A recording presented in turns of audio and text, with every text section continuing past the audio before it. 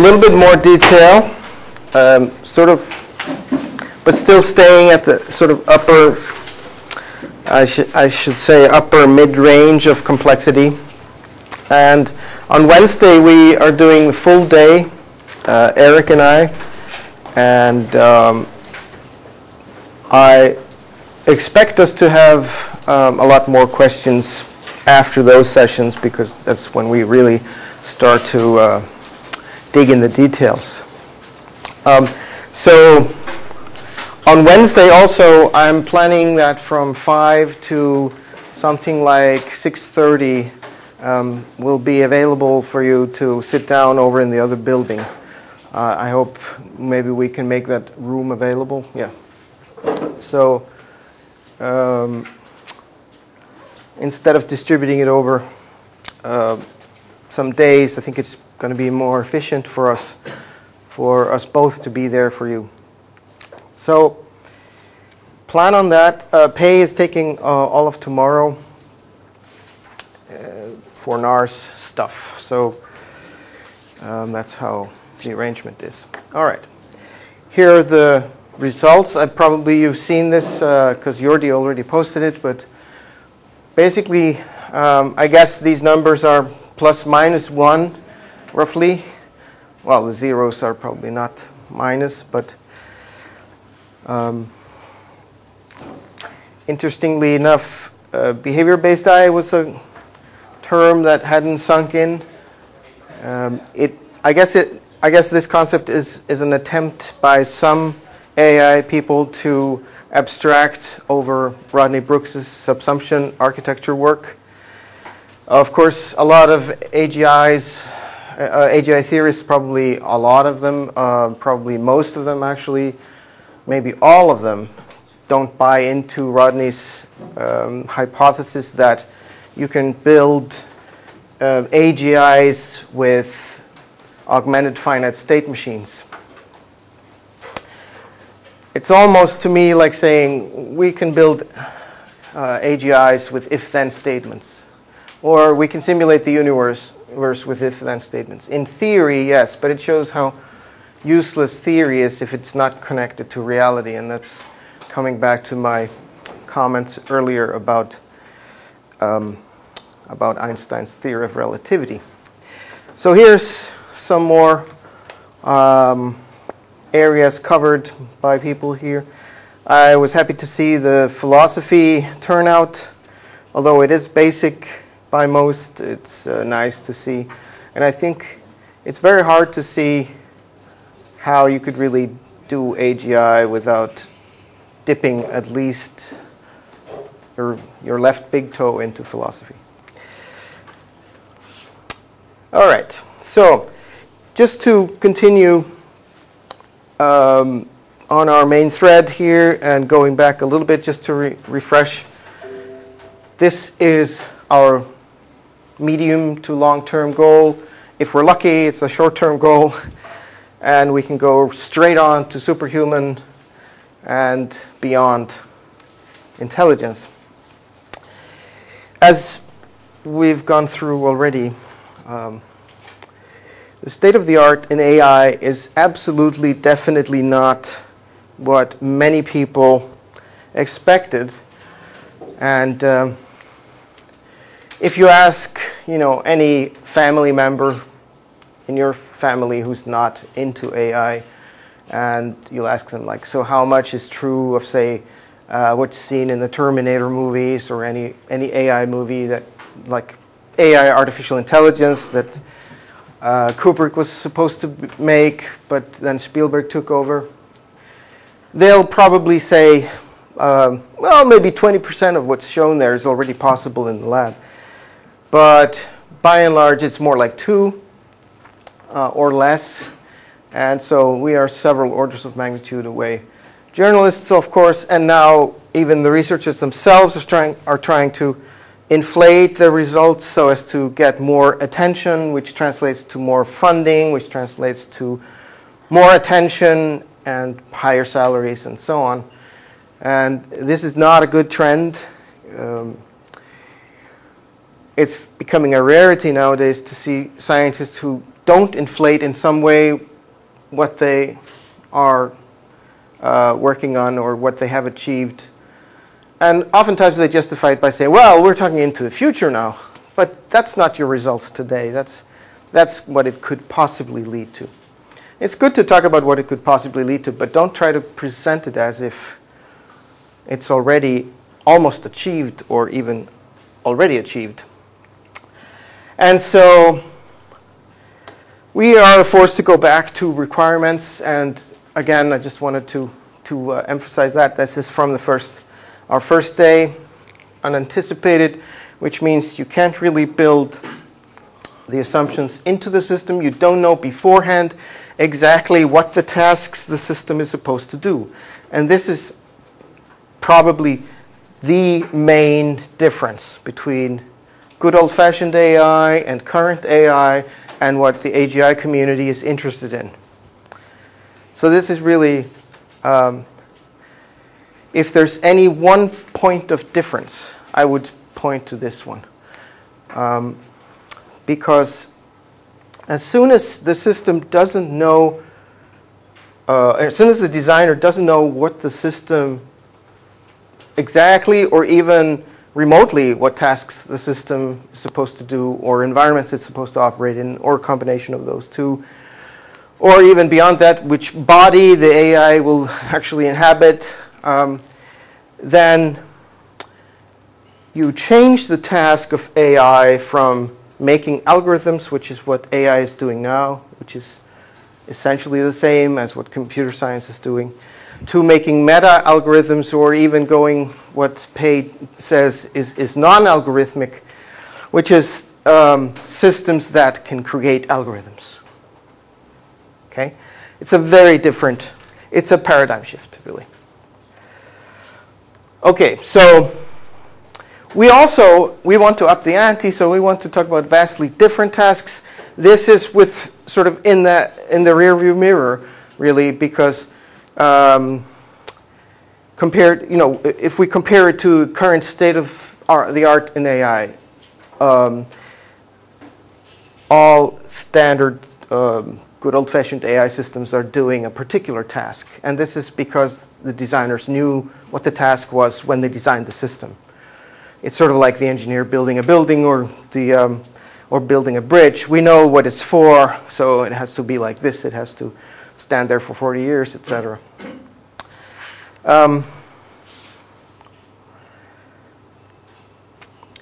But we also want to address different circumstances. We can't assume that either the task or the environment will stay exactly the same. And really, to do this, it becomes obvious that the system has some way of acquiring new knowledge, and this new knowledge has to be acquired autonomously. The systems have to have an ability to go out and, or I should say, infer what the knowledge is what knowledge is necessary to do the tasks and survive in the environments that it's put in. And so it should plan accordingly or figure it out, invent new things. And we already went through these. Just to emphasize this point again, the decade prediction, it's prevalent, it's everywhere. You'll see it's still living on today. It'll be, 10, 15 years till so-and-so. Kurzweil has made an excellent job of explaining why this happens. It's because progress is tends to be like this, and we tend to think of it like that. So in the short term, we completely overestimate the rate of progress, but in the long term, we completely underestimate it. So you get this sort of inverse curve of correctness on human perception of what the future holds.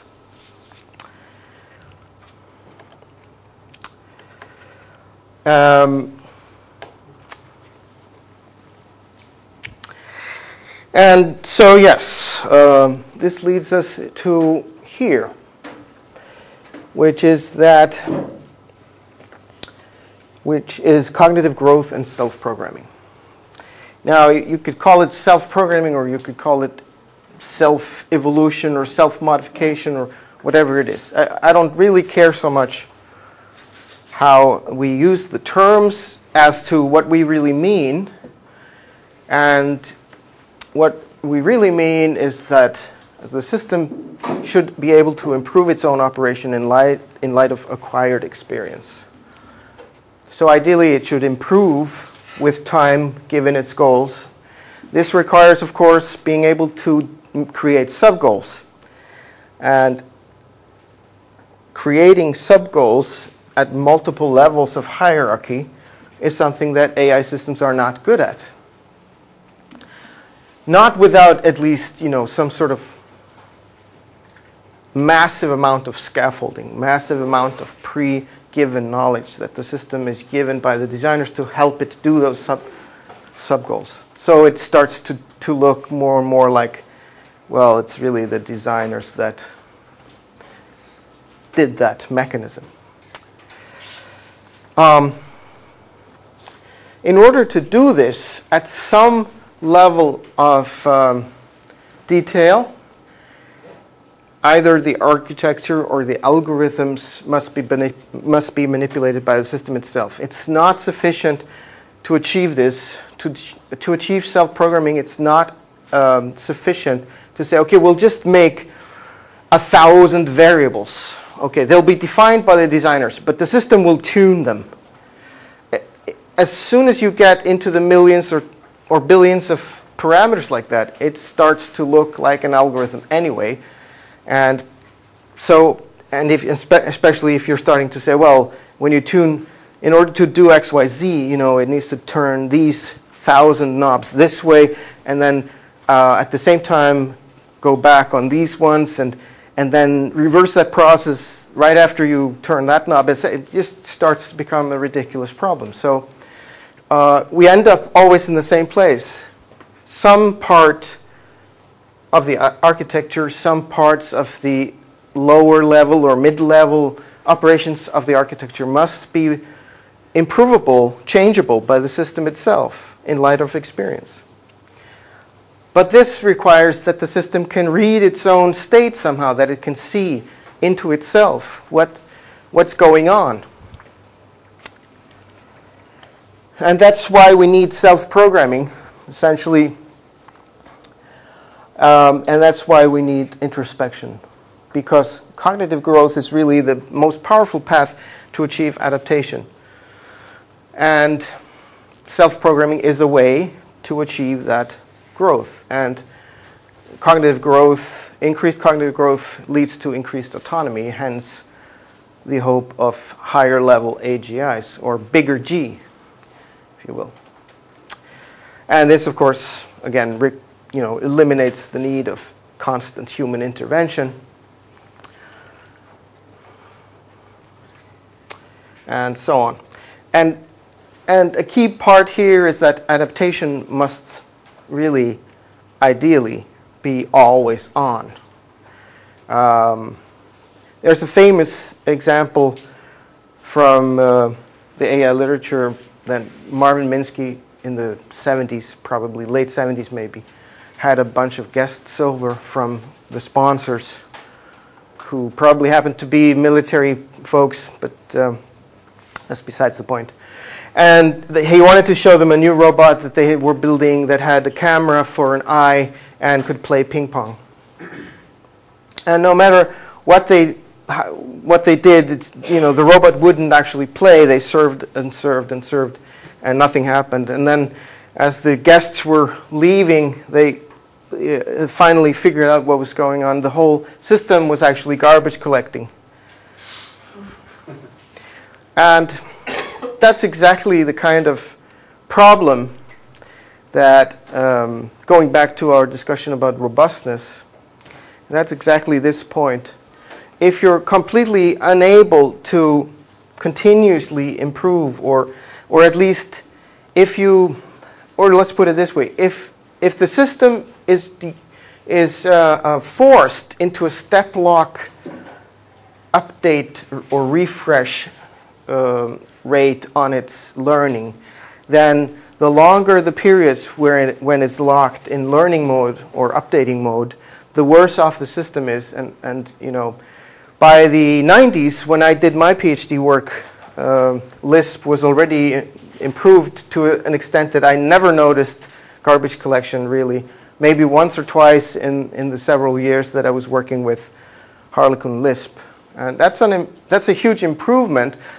And I guess, you know, you could call it a practical issue, because if you change the garbage collection, if we call it that, to such a small unit and such a fine sort of incremental level that it can always mull in the background and is always on, then it sort of solves the problem in a way. What we have done in our work is solve it at a higher level, at a cognitive level, and you'll see some of that in our presentations.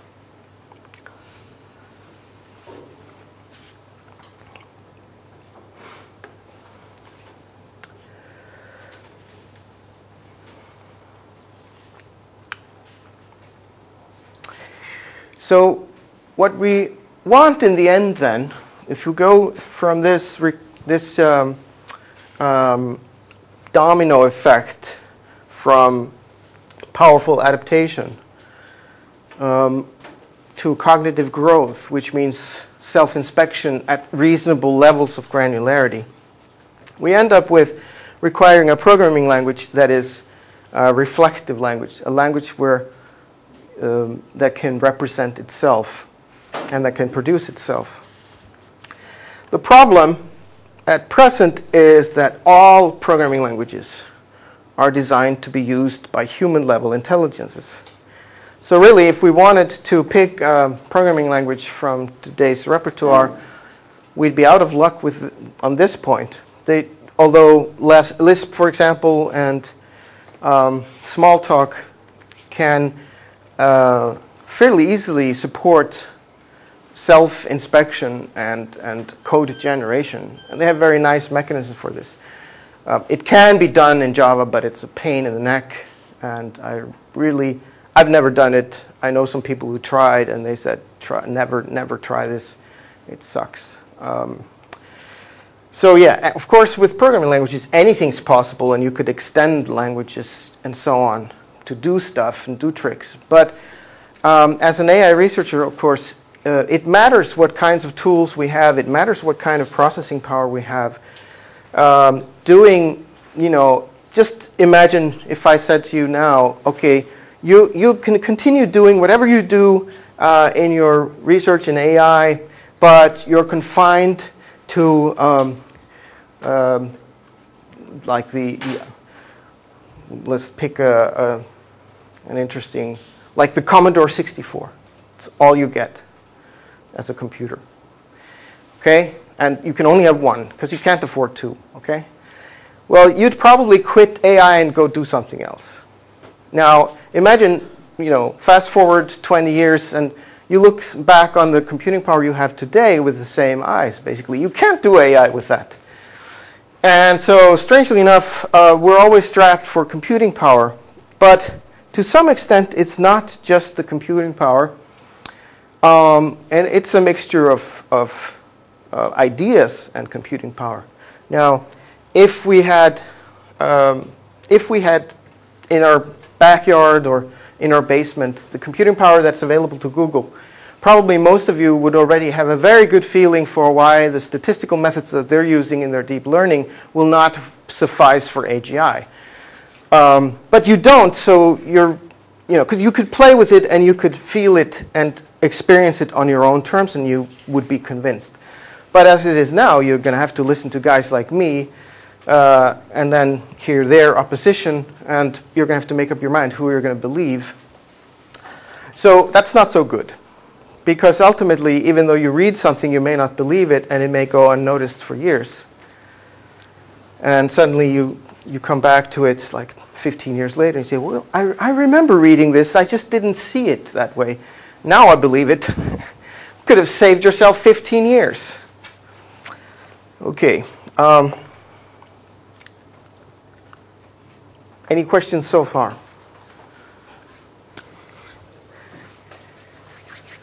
maybe too many. Yes. Why does Google think that the deep networks can actually bring them to? Good question. Let me take a sip. Okay. And then you. Or do you want to answer that? Just do they want AGI? Or do they just continue with their own? Oh, yeah. Okay, that's another good question, but this one's better. Of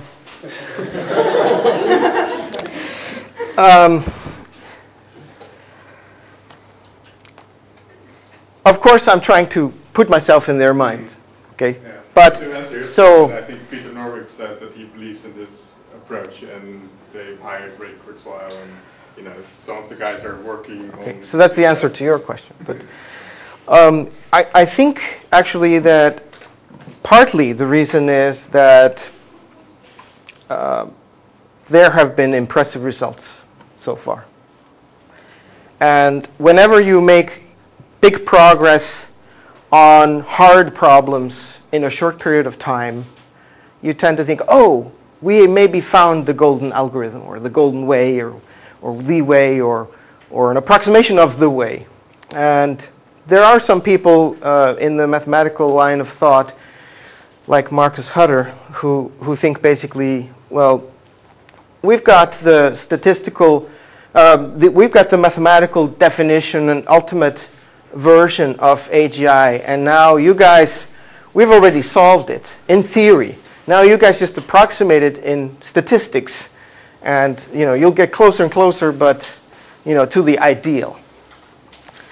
I suspect that in some ways, maybe all these groups of AGIers, even though they call themselves AGIers, have slightly different goals and slightly different views on what intelligence is and or should be. So that's the answer, I think, there. Well, at least my guess. As for do they want AGI? Well, they just hired Ray Kurzweil, as Jordi was saying. And there is a secret project, a Skunkworks project that I heard about through the grapevine that,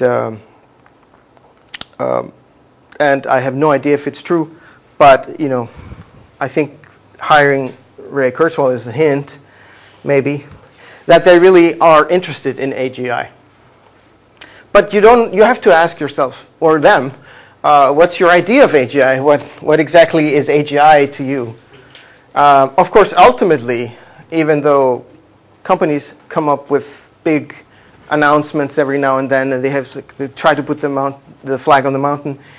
I remember in the early 90s, Hewlett-Packard made a video of an intelligent assistant, and it was just like this amazing interaction and dialogue between a graphical face on your screen, and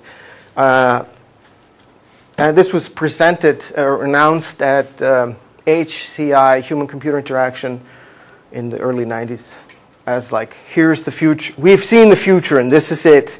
And just hold on for a couple of years till we've done it. This is, and of course everyone knows that Hewlett-Packard really probably that was the only visionary thing they ever did in the 90s, because they certainly didn't do that. And if you've seen, if you've played with Siri or any of the competitors to these intelligent assistants, finally, what people were talking a lot about in the early 90s is now, to some extent, realized. The roadblock has been, to a significant extent, the speech recognition problem and the auditory perception problem, which is essentially comes back to our cocktail party effect, in that there are no good algorithms for separating out a cough like that from my speech unless you put the microphone right next to my mouth. So it's like really rudimentary tricks. On your mobile phone, there sometimes now are two microphones, one on the back to detect the environmental noise, and it subtracts it from your microphone that's close to your mouth. And and then there are algorithms on top of that to do that extraction properly and so on. And so there are tricks to do this, but there's no real solution that works like the cocktail party effect in humans, which, you can program your phone to sit with an open mic, say, and whenever you say, hey, phone, it says, oh yeah, Kris. There is no such system available yet. And until we have that, and the same goes for vision, except it's even worse. It's the state of the art is even further off from animal perception. Now, with the self-driving cars, a lot of the solutions that came to solve the perception issue is, in fact, the cost of sensors, but also the cost of processing. To some extent, it's solutions in computer vision, but nothing revolutionary, really, just incremental improvements on old ideas.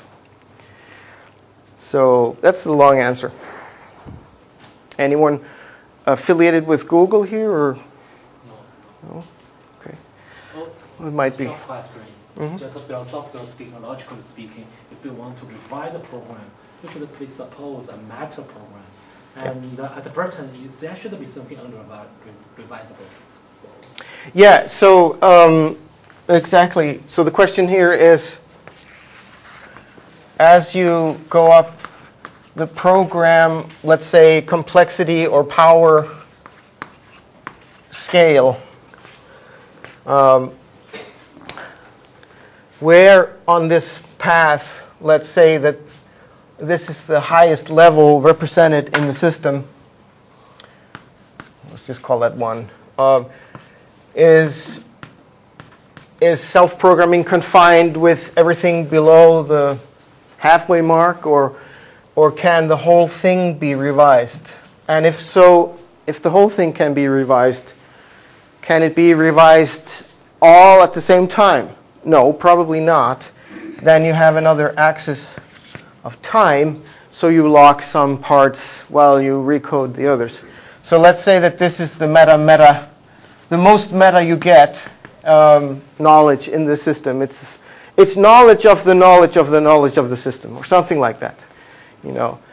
Well, you'd better put this at a very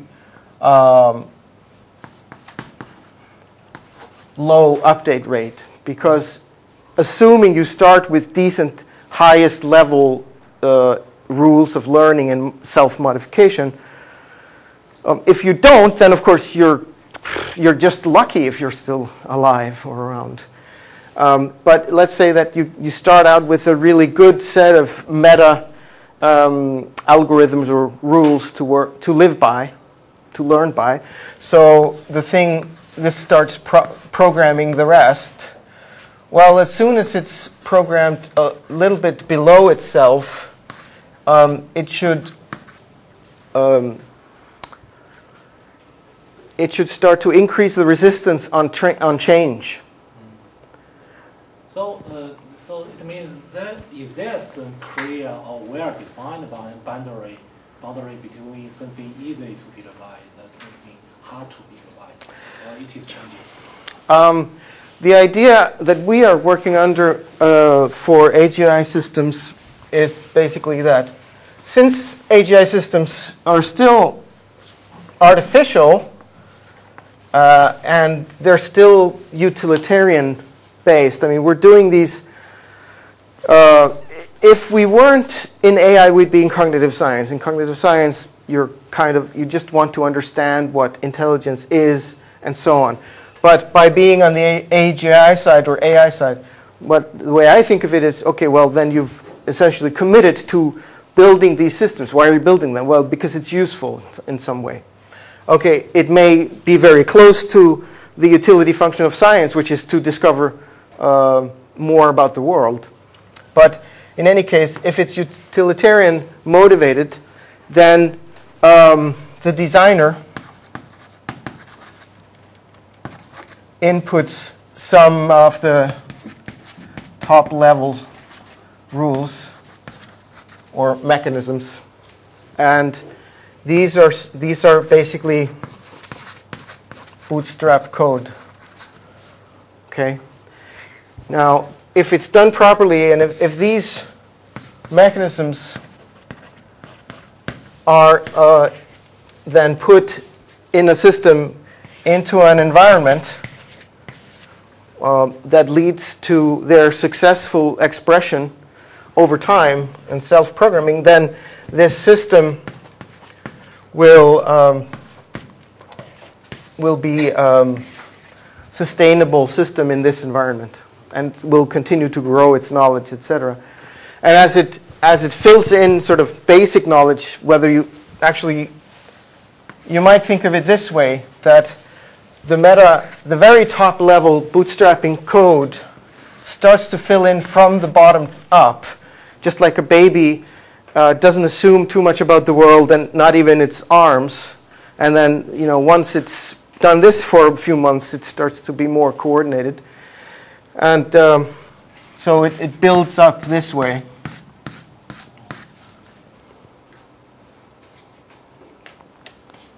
Yeah. What should contain this top level level that designer put in? Should it be goals? Should be it the way that system should pass when it learns, or something other?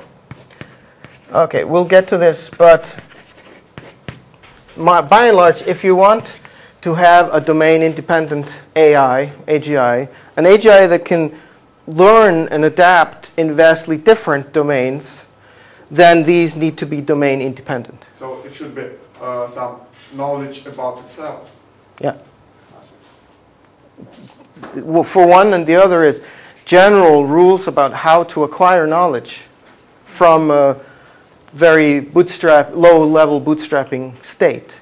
Now, so it depends on, in some cases, and probably for some years or decades even, the designers of AGIs will have to fill in some very basic stuff. Like, we will code our systems with ways to perceive. We'll code them with some reasonably complex ways of coordinating, say, a robot body. But on top of that, so there's an API, at either end of output and input, okay?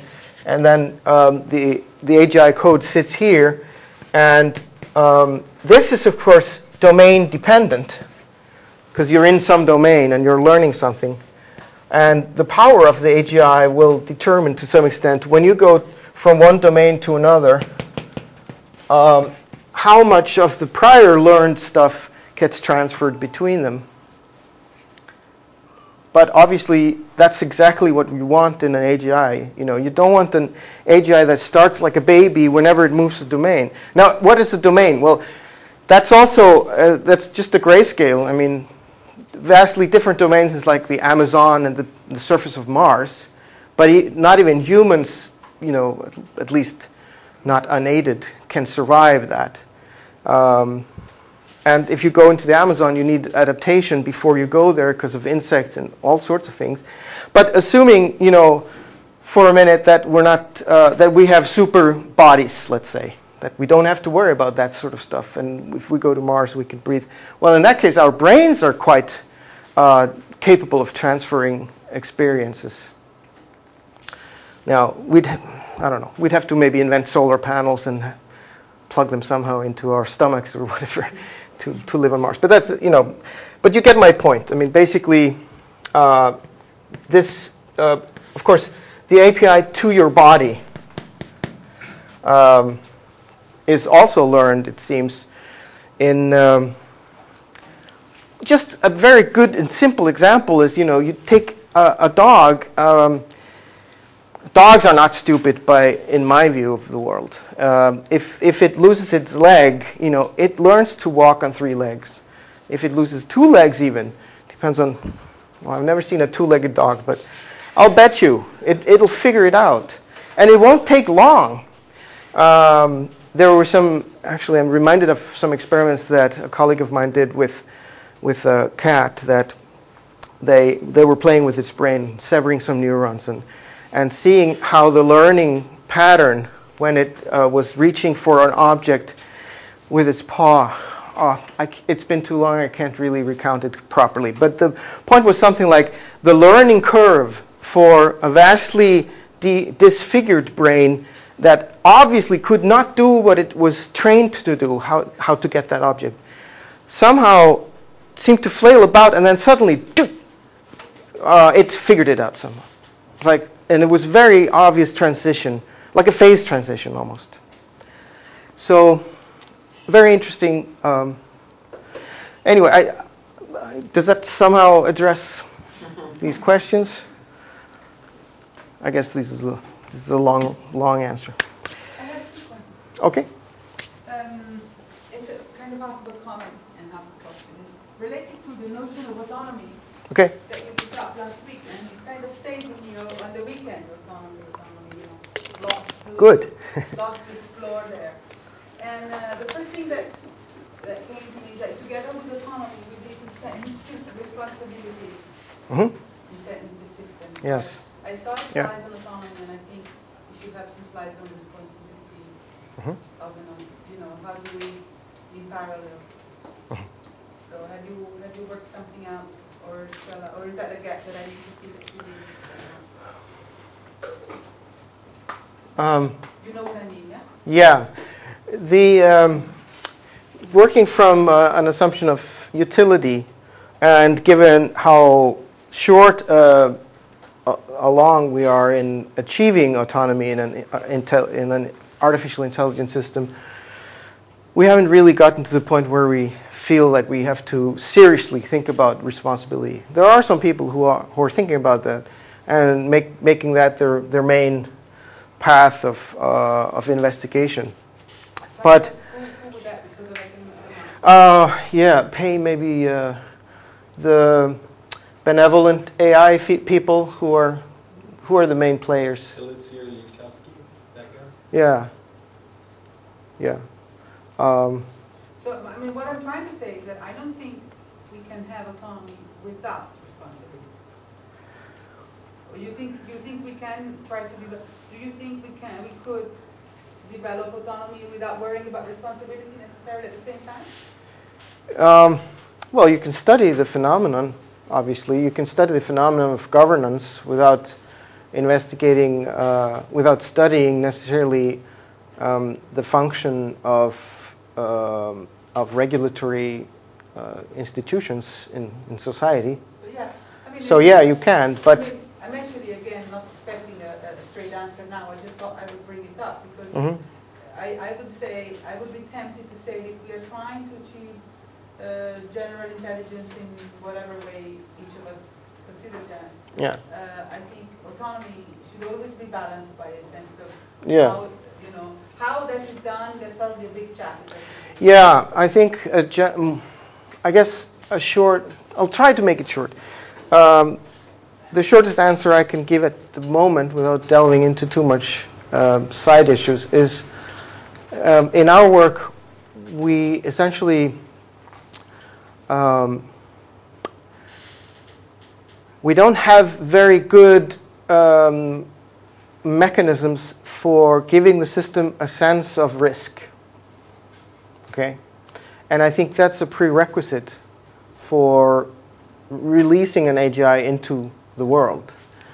Obviously, since we're not at the point where we've invented atomic power and now we're deciding whether to build an atomic bomb or not, we're not at that point yet.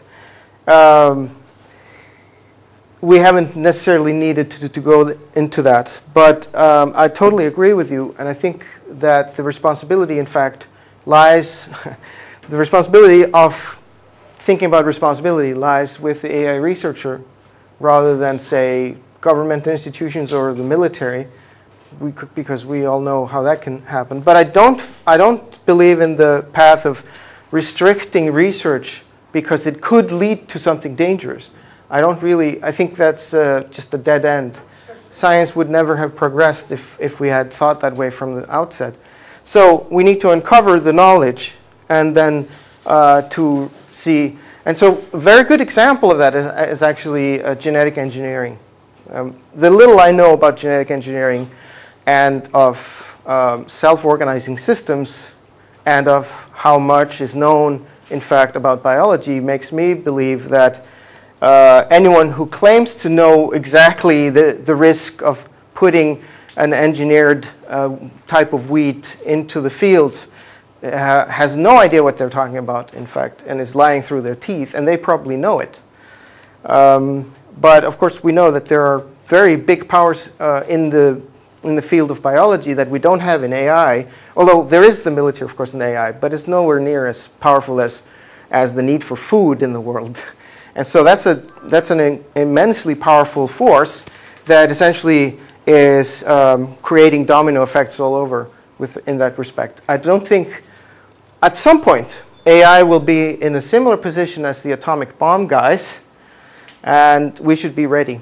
Yeah, and I mean, just as a note, and I will write this up eventually, you know, my idea that came up was, whenever we are designing or engineering autonomy into the system, this should always be counterbalanced by the responsibility module. Yes. It should always be coupled. This is how I see it. Well, you'll see that there's no need for a responsibility module in our system because all knowledge is essentially equal. So all we need to do in our system is to give the machine a sense of risk and then provide it with the unchangeable bootstrap code to always ensure a certain level of computed safety. Okay, but remember, these are if we're talking about self-programming systems, I agree with Pei. In a sense, we really don't know what's going to happen. But in my view, the dangers of an AGI in the world compared to a bioengineered food are, orders of magnitude lower. So just I keep coming back to that because I keep running into people who are very confused on this point. They think that somehow an AI on the loose is like the most dangerous thing the planet and humanity could ever face. No, but what I actually was thinking is, if the system is autonomous, it can even harm itself. So assuming whenever the system has an ability to make an autonomous decision, I think it would be good practice to get the system to evaluate. You name the risks, and that would be against certain rules, like do not hurt yourself, do not self-destroy, do not destroy others. Very simple ones, right? Which I presume they're standard ones. So, I mean, that's... Sorry, can I just interject? Perhaps this is the discussion for this evening's session. Yeah, sure. Sounds good. Thank you. Okay, so the methodology here, again, this is really our starting point, and it's quite different from most AI, but not so different from some AGI stuff. And my thesis is essentially that you really can't achieve AGI without some form of self-modification, and that means you have to think about seeds and growth, and that means you need transparent semantics, which means you need a language that can support that. And I'll tell you a little bit about Replicode, the programming language we use, and more on Wednesday. But first, I wanted to give you an overview of the HumanOps project. So AERA is the outgrowth of, or outcome from a project that was, I already mentioned, I think, 3.5-year project that Eric and I started over 5 years ago, and then brought in some collaborators to really hit the AGI question challenge head on. And you'll notice that as we review the requirements again that I've already shown you, those were there from the outset. We've created several sub-requirements that are kind of deduced from the top level. Some of them including the transversal cognitive skills, which I talked about on Friday. this is the HumanOps Consortium, and we have 2 labs in Italy, one in Switzerland, one in the UK, and one in Spain. Are they all working on AERA? Sorry? Are they all working on AERA? They all worked on the HumanOps project, and the AERA was the central part of the HumanOps project. Whether they are still working on it, some of them, not all. Actually, let me think.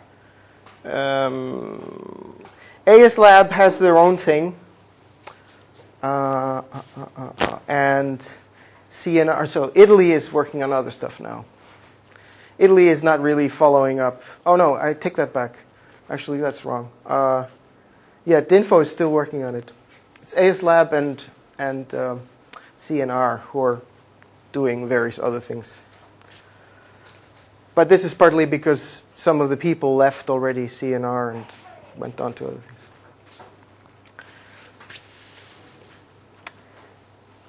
So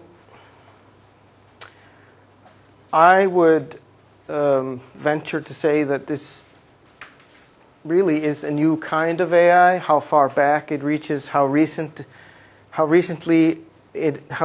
new it is of course up for debate. But I don't think any serious work has really been done on bootstrapped self-programming systems in AI.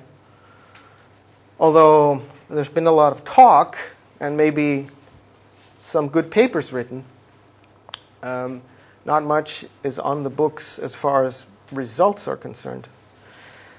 And to see why that's not a big surprise, actually, we can go through what we had to do in order to actually achieve these results that I'll show you videos of in a second. Actually, how many have looked at the videos on the HumanOps website? 1. Okay, you'll all be surprised then. So we had to create our own programming language. Now, remember, we start with the requirements, then we work our way down, we deduce what is needed to really achieve it. Okay? So we go all the way down. We, in fact, for about a year, considered seriously writing our own operating system. But we seriously also didn't want to do that. And one of the operating systems that could have been used was at the time something like 40,000 euros or dollars worth way out of our budget at the time. And so we looked around for open source stuff, but that's the QNX real-time operating system. Then it was made open source, and then after we started the project, then it was too late anyway. But then it was yanked off the open source list again and closed off. So we would have been totally screwed if we had used that. So anyway, we managed to figure out how to not have to write our own operating system. Then we designed our own programming language and implemented it. It has self-reflection and self-organization as key principle design principles in this language. We came up with a new way of implementing ampliative reasoning. That's primarily abduction and induction. And deduction, actually, but that's kind of a given. In this language, we had to invent a programming paradigm that is reflective so as to enable a system that was using this programming language to rewrite itself. And then we created AERA on top of this autocatalytic endogenous reflective architecture, which we call it that because once you started with this bootstrap code, it just lives in its world and keeps getting better and learn by itself. And this was all guided by the constructivist methodology approach or view, which is really inspired by Piaget. But I stress the word there, inspired, because we don't really use any of his principles. It just so happens that his main thesis seemed like a very good stepping stone to talk about all of this, since he is a psychologist primarily, in my view, and is talking about individual cognitive development. So what is this AERA system? Okay, let's just look at a very high-level picture here. The ovals are processes. These are not modules. The primary operation of the system, and I think this maps pretty nicely on to NARS, although I don't want to go into detail at all on that because we really haven't done the work on that and we haven't mapped out really properly any comparisons between the two. But I don't think these systems are that far apart in many ways. You have a memory, which is really where all the knowledge is stored. This is really, in AERA, it's soup. And that's why, and that's because we have these very small set of knowledge nuggets or program statements or whatever you want to call it. We call it models.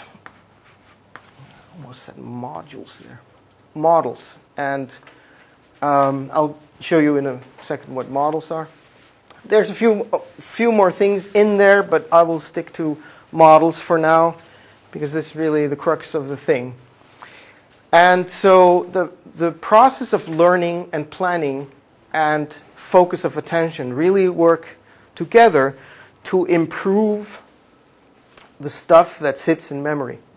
So it all uses, so all of these processes, they're very distributed, and they essentially, planning, learning, and focus of attention, they use the memory and improve the memory.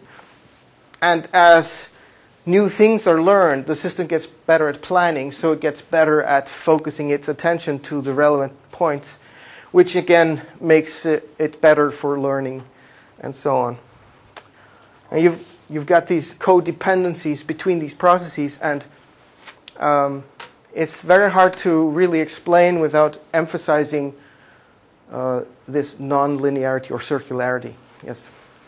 What's executive model? Yeah, so there's we'll go into this on Wednesday. I'm not going to talk about it today. It's hard to do without really spending some time on it, so I won't fit it. But it is not all. The executive it's essentially like the CPU. You know, it's the rules by which the cognitive system completely, in its entirety, operates. So it is a requirement for memory. Yeah, yeah. Essentially, you've got a massive amount of pattern matching on every cycle, if you will. Now, it turns out that we needed to be able to distribute this on multiple CPUs, and we don't need hard synchronization. So if you have multiple cores or multiple CPUs, they don't need to be synchronized perfectly. There can be discrepancies, and the system will not break. The more discrepancies there are, of course, the worse it does perform. But this is continuous and pretty flowing, so it doesn't really. It's sort of like making a garbage collection, sort of continuously in the background.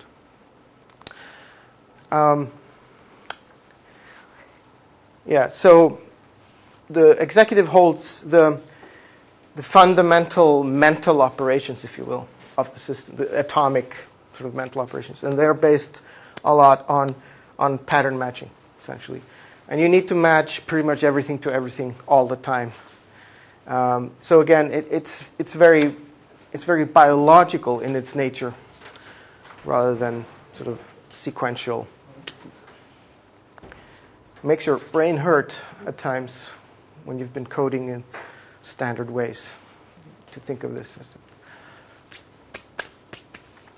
So the operation, one of the key features of the AERA system is that it's very holistic in its design. These processes essentially interact. They're implemented in a fairly distributed way. There's not the module for doing learning, the module for doing planning, etc., or responsibility for that matter. It's all inherent in the way that knowledge is represented.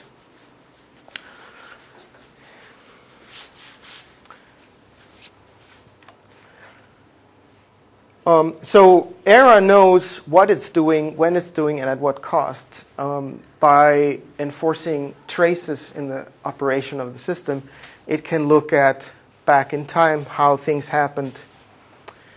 And this is really important.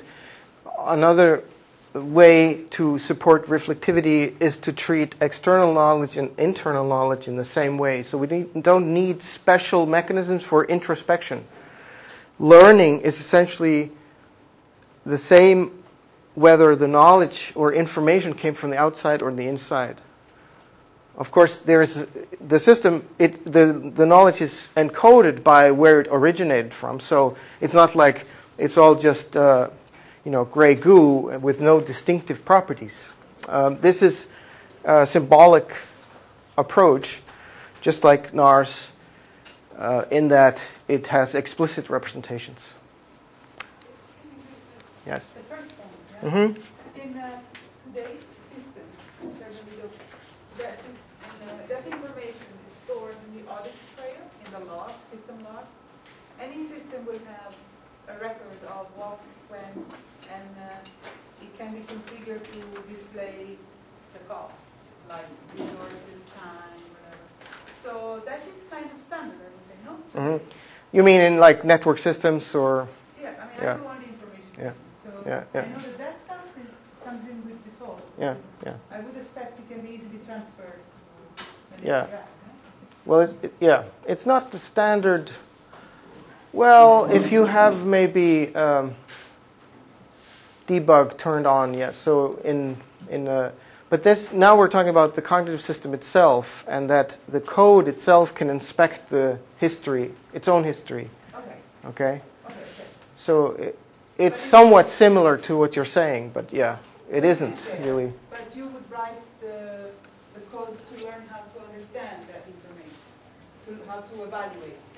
It's evaluated in exactly the same way that anything else in the system is evaluated, i.e., with respect to its high-level goals and drives and the derived sub-goals that the system may have automatically produced and or the designers may have injected at birth just to get the system running,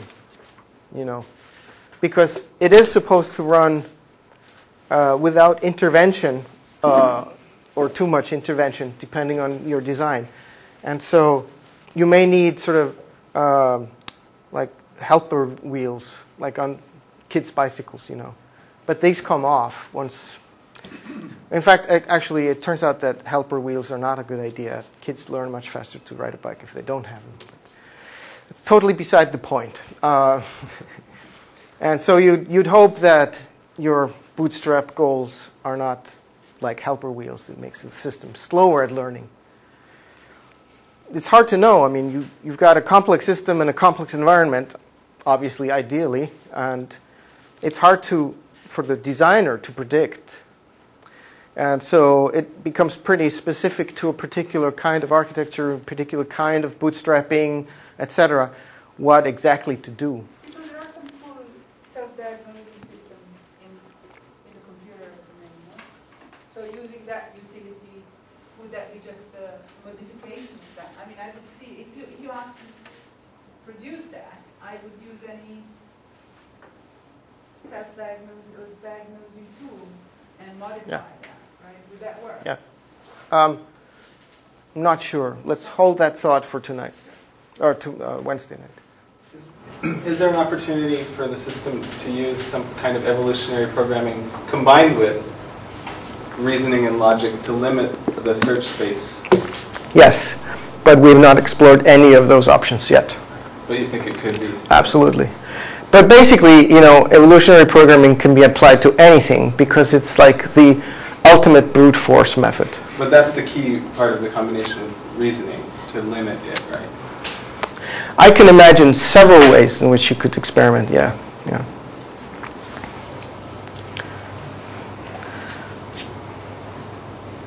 Maybe for, you know, maybe for exploring really wild ideas.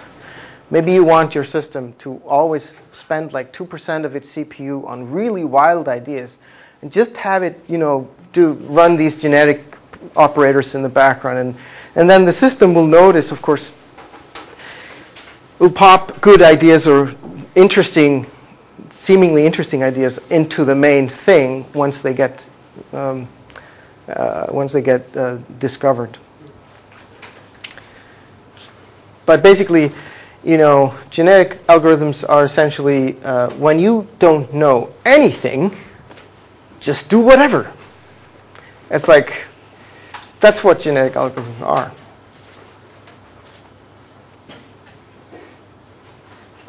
So, since no one disagrees with that, I guess it's true.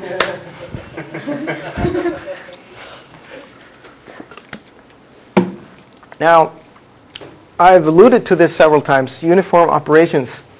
Why is this important? Why did we strive for this? This is more like a sanity goal than anything else. It's not like we believe that the universe has invented beautiful things and therefore our math must be beautiful as well. And if it is, it's more likely that it's true. No, it's not really the motivation. It's just to not go insane in trying to achieve these goals. If we can reduce the set of things and types of things that happen in the system, it's going to be easier for people, all other things being equal, to understand them, change them, etc. And the people are us. So it's really, as I said, a sanity check. Of course, sometimes you can trade off the number of things for depth, and in which case you're not really doing anything. You're not simplifying. You're just squishing, making it deeper or wider. You still have the same number of things you need to think about, or you know, you just need to break them down further and deeper. That's not a solution, of course. That's not what we're talking about here. So elaborate control schemes should be learned by the control system, by the system itself. And thus, assuming we have found reasonably good bootstrapping mechanisms so that the system, if it's starting to learn, say, from here, let's say we just gave it some sensors and actuators that came from the manufacturer with really nice APIs for controlling motors, for controlling arms and legs or wheels and sensors, etc., providing really nice stuff up here. Well, the system will start to learn how to improve the standard ways of using this data and build on top of it more efficient control strategies. My goal is to make that picture as completely unreadable as possible.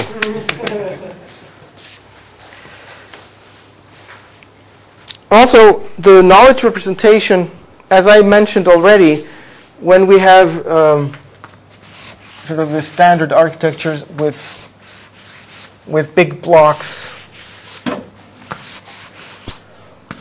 And of course, sometimes some of them are grouped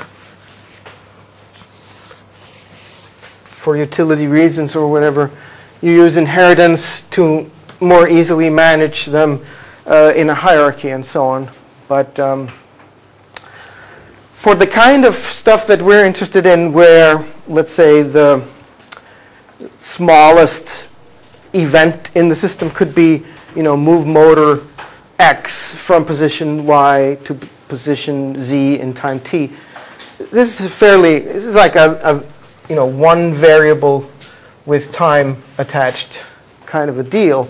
So, so that's the level of representation we're really aiming for here.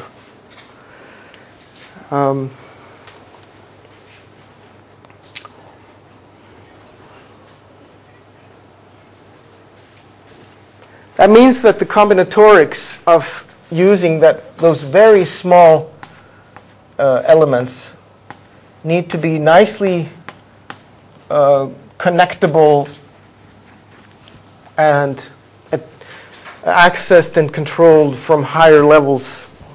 If this axis means how many subnodes there are really for a node.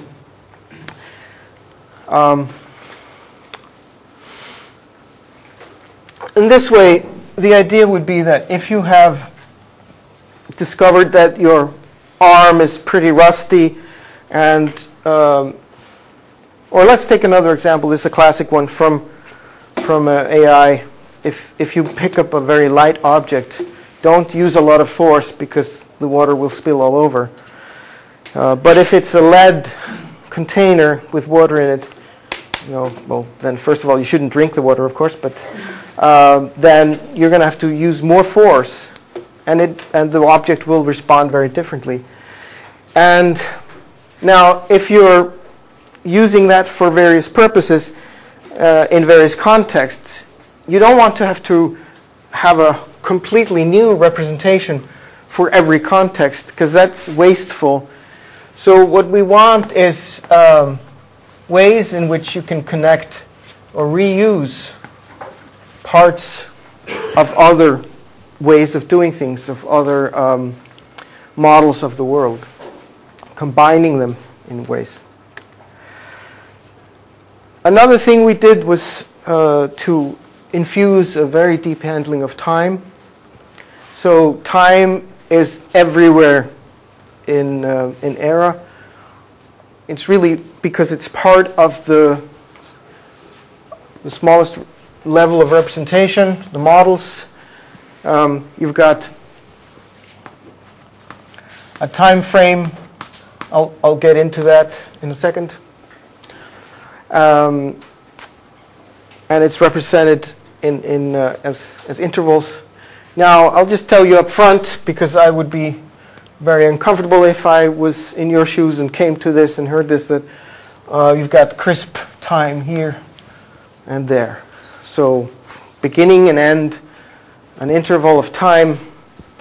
What if this model is somehow relevant to time plus 1 millisecond? Now suddenly it becomes irrelevant. That seems pretty bad, and yes, it is. But turns out that this is a simplification we got away with, and probably will come back to improving significantly at some point. We have to be careful, though, because you'll see the performance of the system is such that it's really looking in the right direction. And we have to be careful not to introduce stuff that makes it bloat. So putting some sort of fuzzy logic on top of this would be total overkill, in our opinion. But we'll come up with something good. And again, the system should be always on. It should be in the world. It should be learning as you go. It should be as easy as you showing the system, okay, to pick this object, you move it like that. Okay, the system repeats it, and then maybe you take another object. Now this object you pick like that, and then go back to this object. The system should just be able to do that without having to go down into training mode or come back the next day. Hey, I think I know what you meant. No, that's not what I meant. So we have to continue our learning. And also we're thinking along this line, the AERA system is built so that it can be employed in a sort of human-tutor system relationship in this way, because it's just a very useful level to be at. Okay. So you remember this picture here from Helge and my paper. Now, when you compare, so this architecture stands in for basically the Brooksian expert system architecture from the past. So it's like a robot architecture, but with knowledge representation, explicit knowledge representation, and dealing with time and perception and action on multiple modes.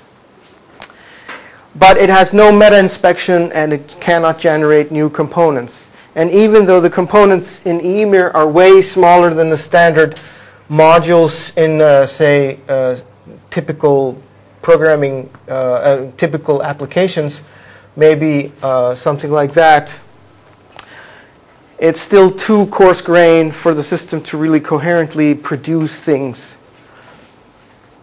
in an efficient way. But as I said, it's real-time with a strong focus on perception and action, while the standard, even yet older ways of doing this, like SOAR, which you could, consider as a kind of an expert system, or Shell, has no real-time, or is at least not built for that. And you could go to pains to make it do that, and you can, and people have, but it's not really designed like that. And very limited focus on perception, although there are some extensions from the 90s that use it for flying simulated airplanes.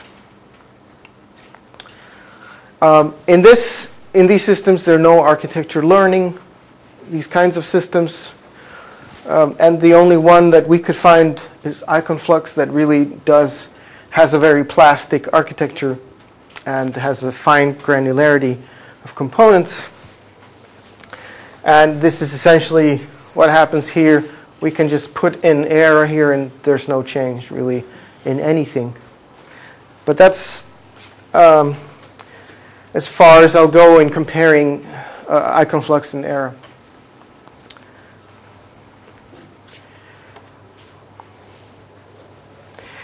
So here we have a fairly high level, again, but a bit more detailed diagram of AERA than the one with the three ovals. And this is in your reading documentation, and I don't think really I'll be doing you a favor by going through in detail everything, but maybe I'll mention just a few of the things that I haven't talked about and that we will talk about a bit later as well. So I've talked about attention, focus of attention. I haven't talked about goal monitoring or prediction monitoring.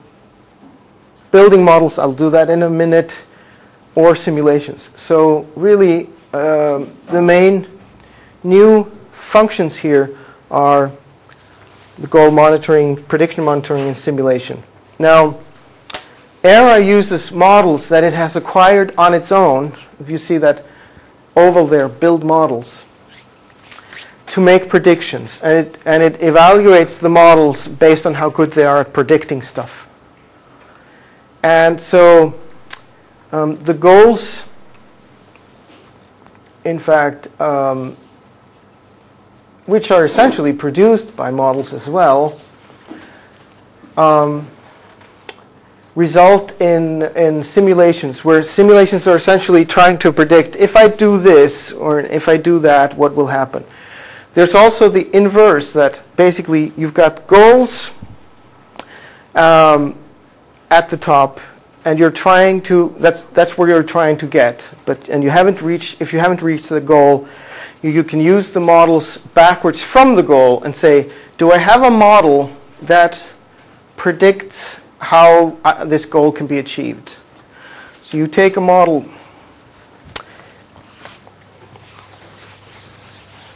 I'll give you some more slides on this as well.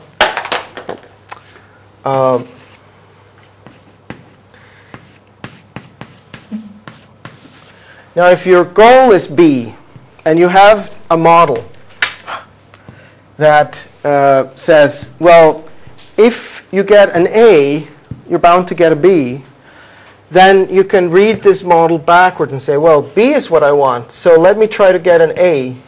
How do I get an A? And maybe you have another model that says, oh, to get an A, you need a C.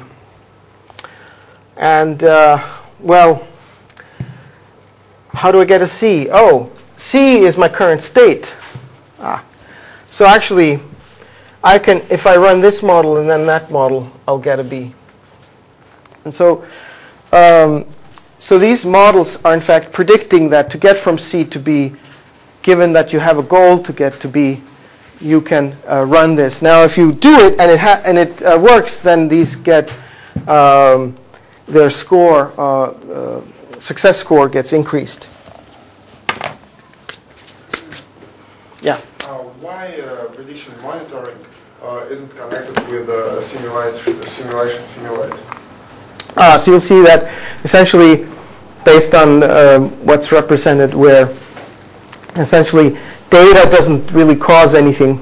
Data is just flowing from one place to another. I'm not talking about data. There is a simulation process. Simulate, yes? Yes. And there is a prediction monitor.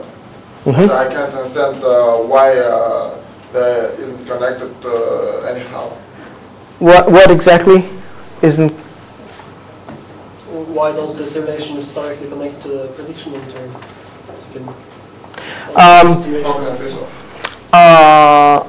Let me see if I understand the question. God.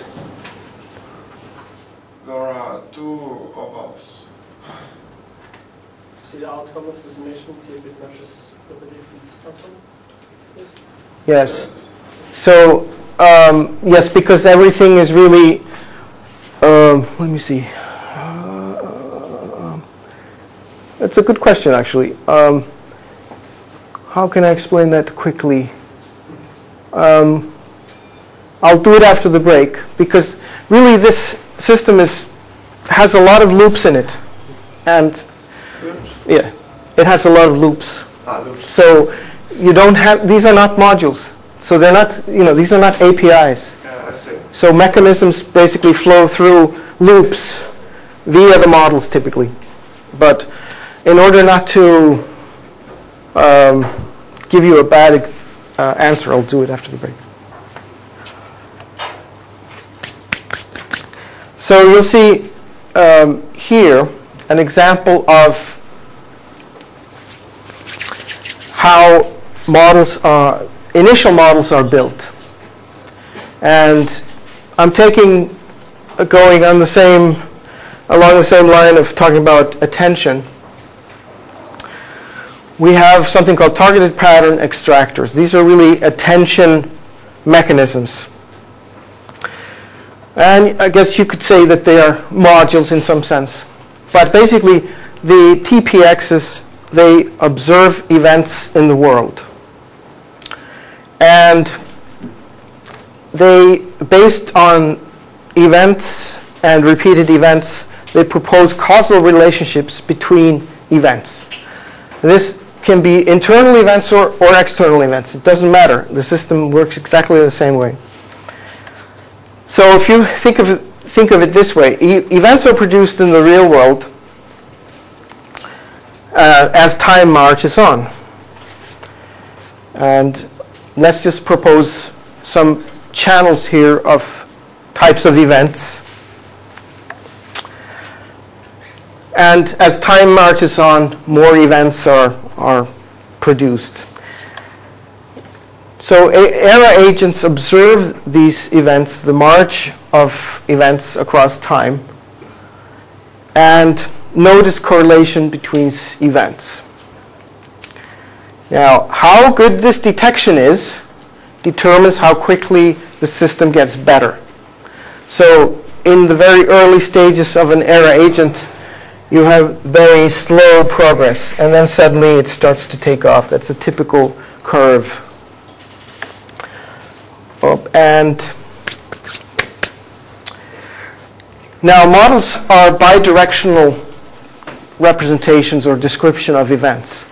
So the TPXs create models that try to capture causal relationships. Okay? And these are represented as patterns. And so this pattern essentially is an example of model 1. You've got a left-hand side and a right-hand side, and a time window. So a model could say, you know, if I see an A, you should expect a B within a certain time frame. And conversely, and this is the abduction in AERA, that models are essentially bidirectional. So you can say, well, if I want an A, I should try to get a B. And these models, they're meant to be non-axiomatic. So basically, we are working off exactly the same foundation as Pay's NARS. We don't assume that statements in the system, or facts, as we call them, represent absolute truth at all. These are simply facts to the system itself. So let me give you an example. Here's model 1. And now let's say that the system serves A. And this matches A in model 1. So the system predicts a B at a range. And A and B are terms, and a term is a fact that points to a marker in the system. And markers describe features or objects, etc. And here's an example of a fact encoded in a term. We've got confidence, and we represent the time in microseconds. But this is besides the point. This is just the teaser. We will lay out in much more detail how this actually is done. But really, the best way for you to delve into this is to look at the replicode specification and the AERA specification that's in your reading. Yeah. What's the definition of pattern? Good question. Pattern can be any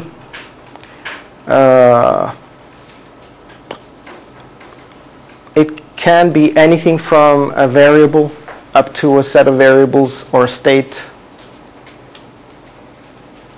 But actually, we use that term very loosely.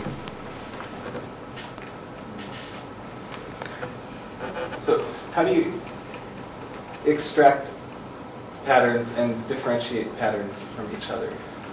Patterns are just hypotheses. Basically, you have a relationship.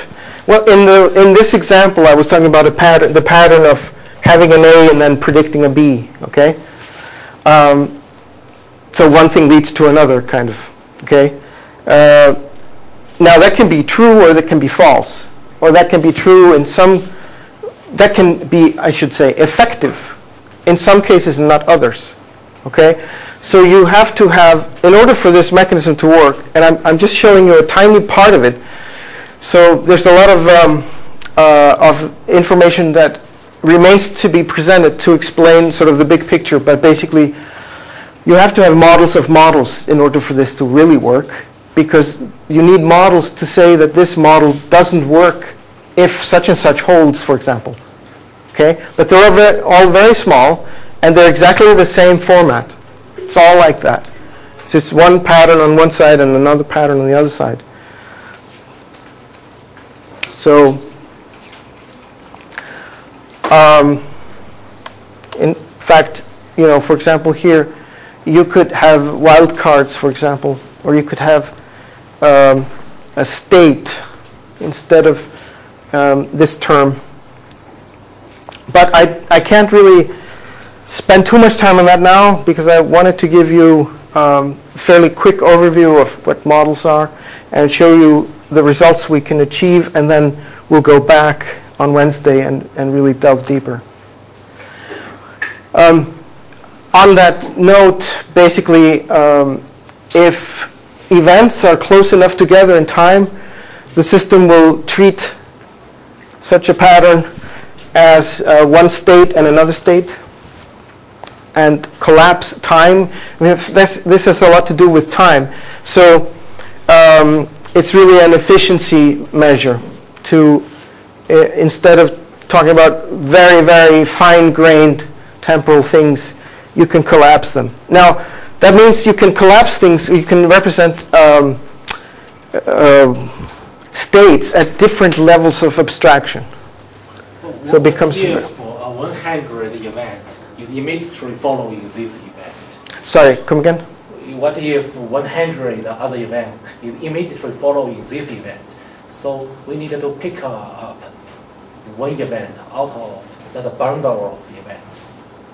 So you mean only the time matters, but maybe there are 100 candidates which can fit the condition. I'm not sure I follow. No.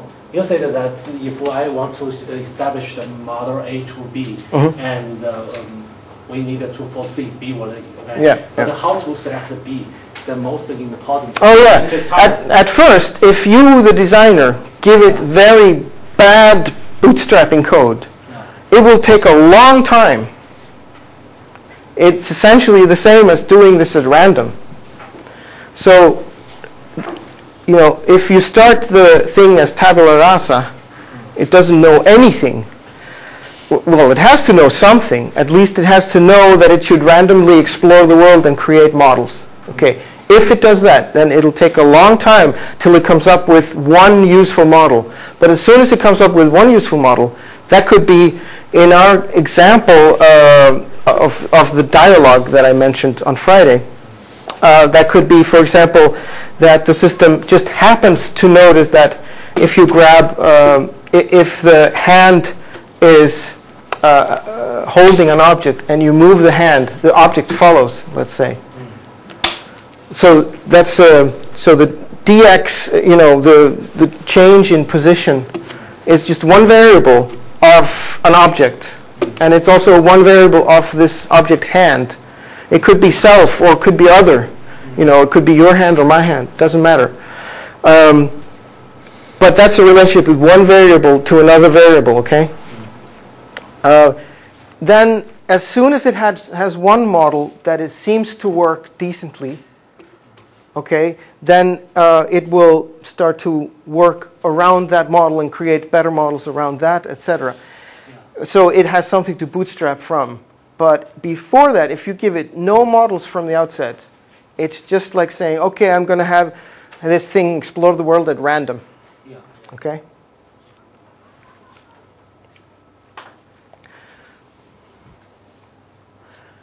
And so a state essentially, whoa.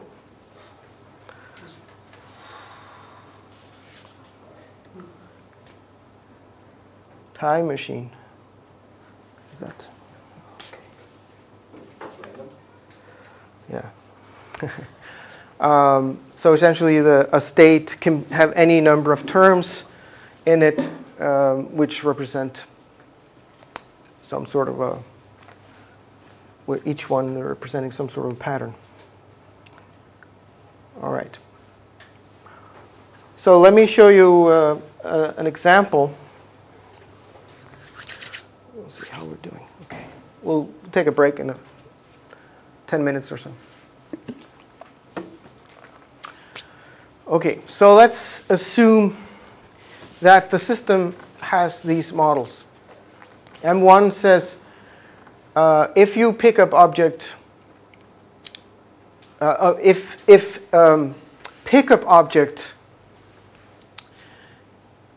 is true, then hand attached to object will be true. And if hand is free, you can employ model 1.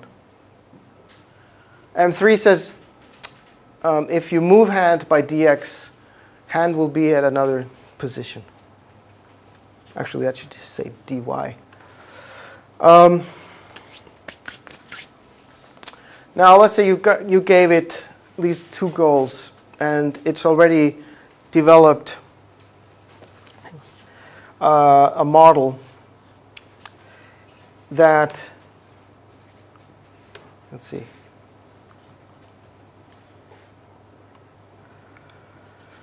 that it understands how to achieve these goals. Hand attached to object and hand at position. So it knows how to get its hand to position. And from this,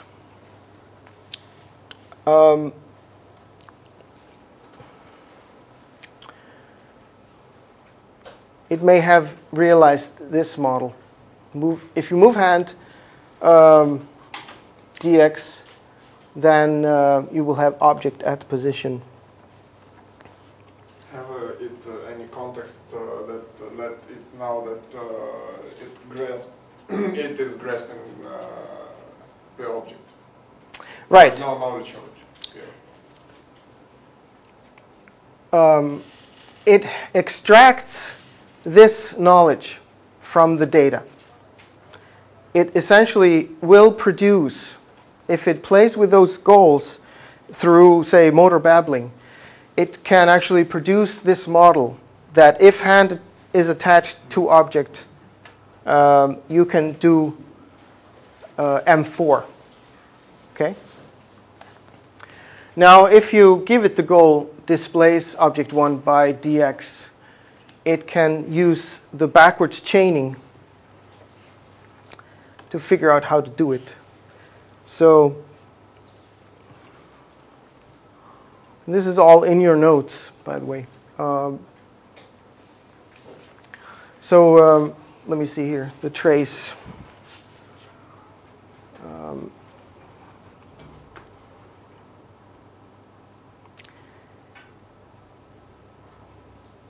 It must satisfy the hand attached to goal. It creates a sub-goal from this that requires the activation of M1, which is, as we saw, pickup object. Because pickup object leads to hand attached to object. And hand attached to object is a precondition to run model 4.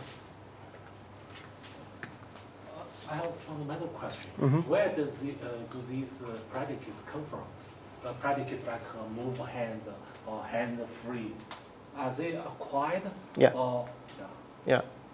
It's observed either as a result of repeated exposure, or maybe the designer gave it a rule that says, in general, if something is attached to something else, and you move that something, then the something else will also move. But here we're assuming, and this is how we did it in the demonstration that I'll show you after the break, we didn't give it those kinds of meta rules. Like, remember that the NASA probe, Deep Space One, where they said, if something gets, a physical thing can get stuck. If you want to get it unstuck, you have to wiggle it. That's the kind of meta rule that you could very easily encode in AERA. But we didn't do that, and I'll show you after the break sort of the list of things we gave the system. But in general, that's a bit too much hand-holding for our taste, at least for now, as we're developing this system.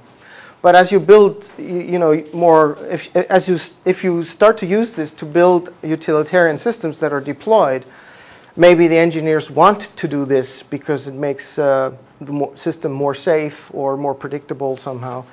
So that's totally up to the designer. But the mechanism that I just showed you with the TP-axis producing new models, and then by a mechanism of producing new TP-axis, you can actually bootstrap hierarchical learning.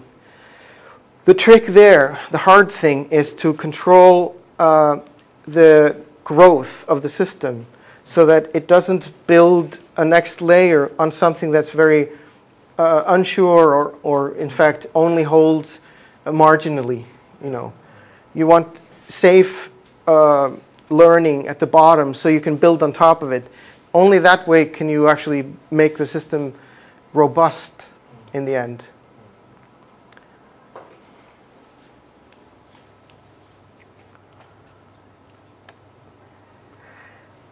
Yes. Why do you need Model 2 and Model 5? Why can't you just say for Model 1 if hand-free and you pick something up then? Why do you need Model 2 and Model 5? It has a precondition because you can just you could just add hand-free, for instance, to pick up. So if the hand is free and you pick something up, then it is attached. Because we don't. You can only have one term on each side. Okay. You have to simplify it. The reason why we don't allow complex terms like that is because it breaks the predictability of the computation time. So the system starts to not predict correctly the time things take. But here, since all of the models are exactly the same size, they take exactly the same amount of CPU time. So all you need to do is count the number of models that you have to run to figure out how long something will take. And this gives the system a very strong innate sense for time, which is, remember, a requirement.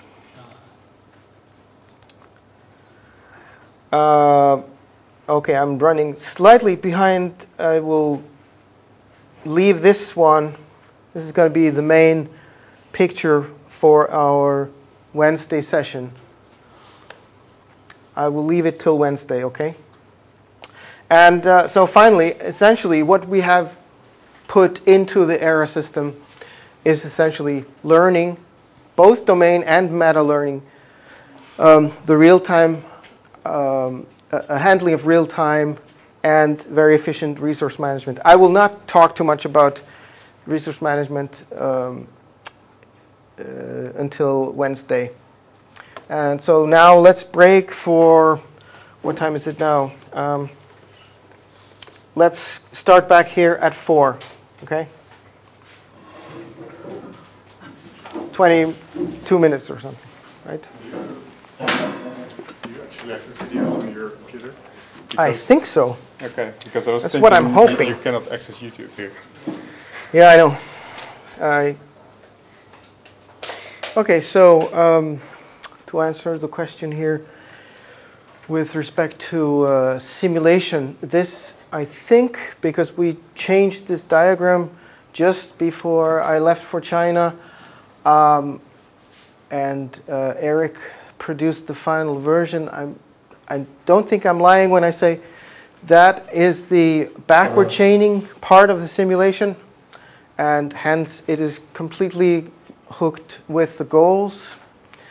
And this is, of course, this is the primary way in which AERA operates currently, that is to work backwards from goals. But I could be wrong, so please take that with a grain of salt. We'll sort it out for sure and go into much greater detail of this diagram on Wednesday. Okay. So in other words, just to again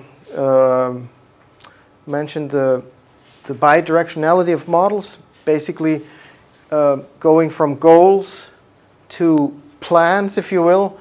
You go backwards on these models. That is, to get an A, to get a B, you need an A, or this might work, and that is also that's part of the backward chaining of the simulation.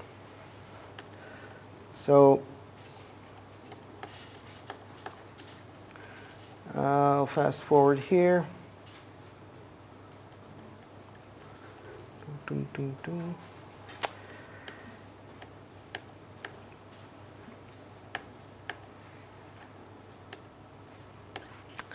A few words on Replicode, the programming language, and then we'll look at the videos. And I'll present at the end a short, very short overview of an analysis we did of that evaluation, data analysis. But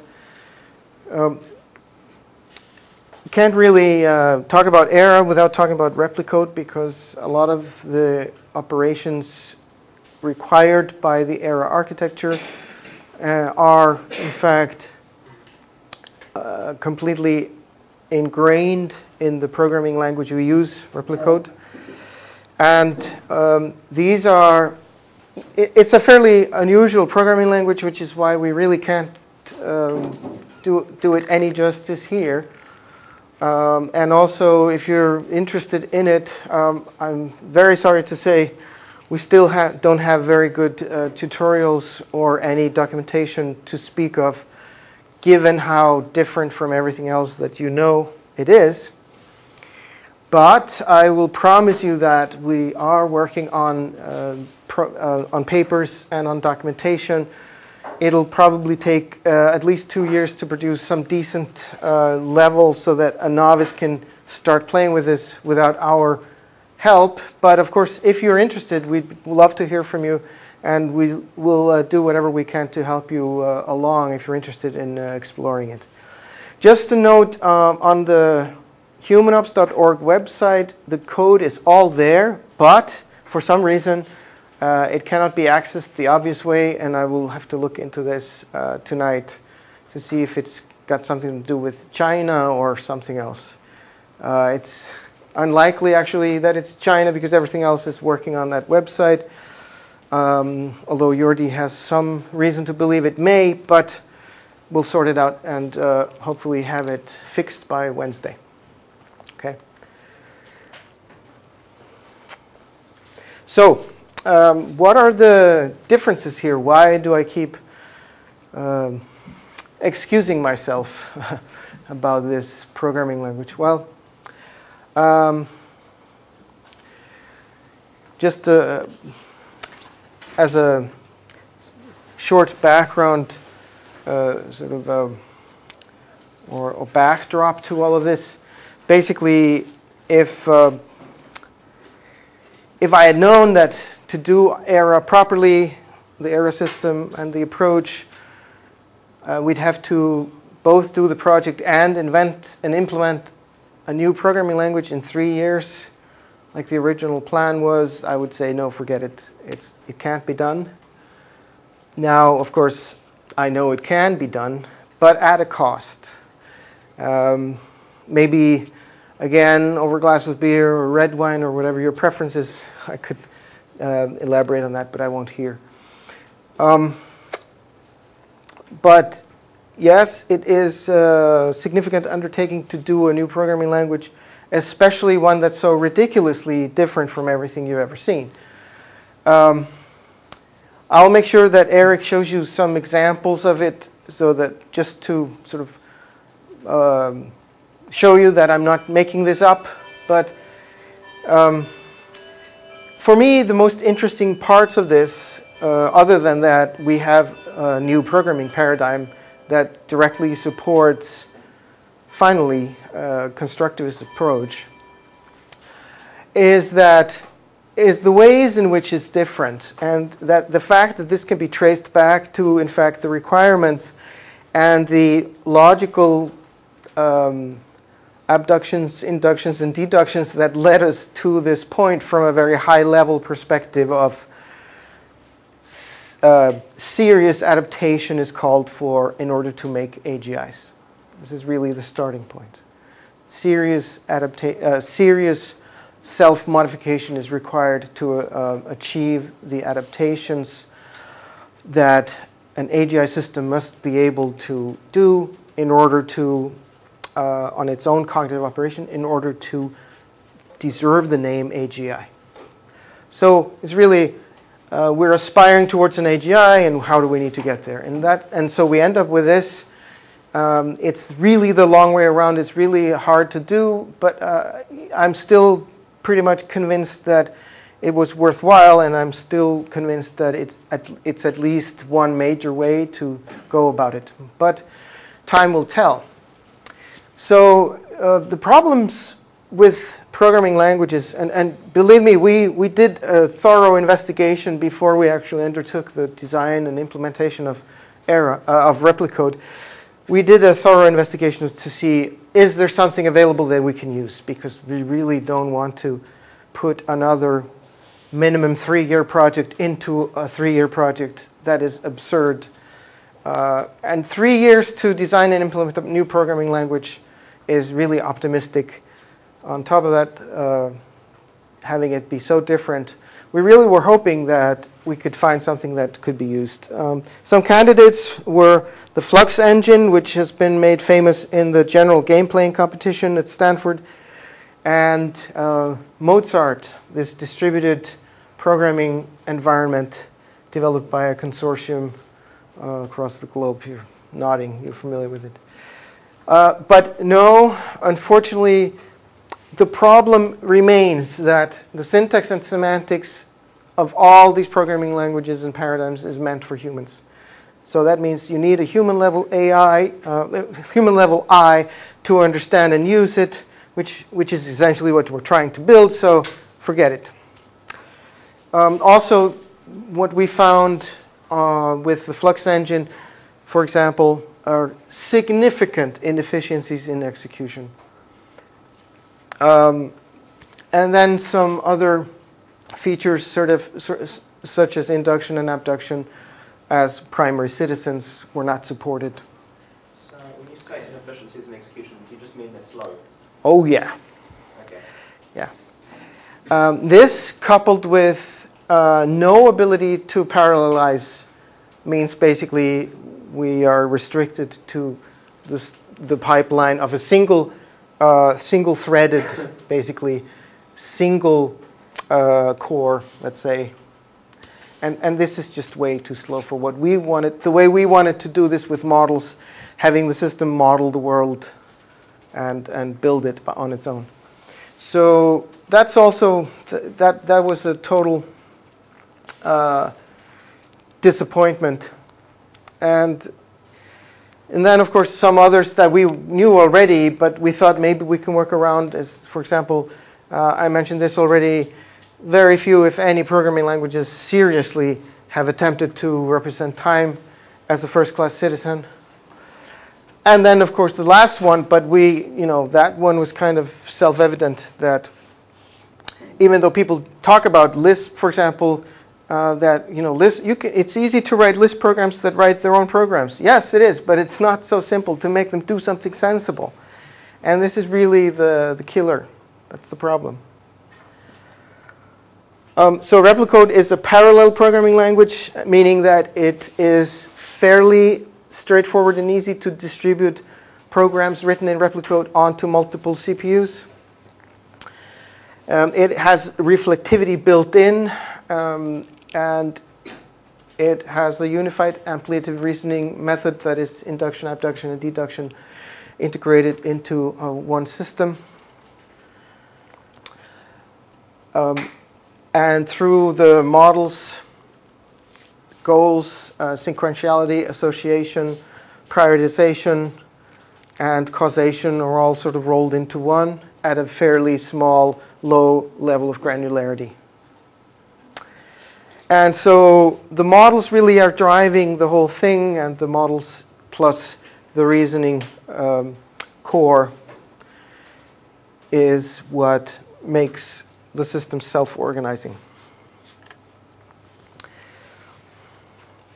I don't know if you've read about semantic closure, but essentially this is a definition from a theoretical computer scientist in Germany, I believe. A language is semantically closed if it is able to talk about its own semantics.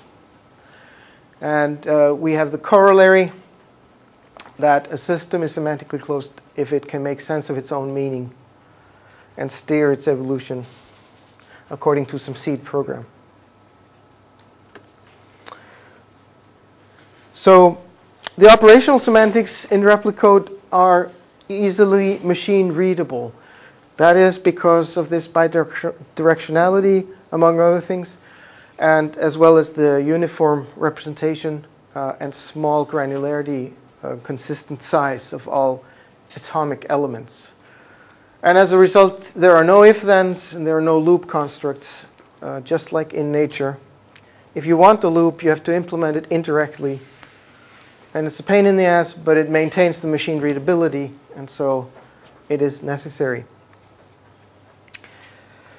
Yeah.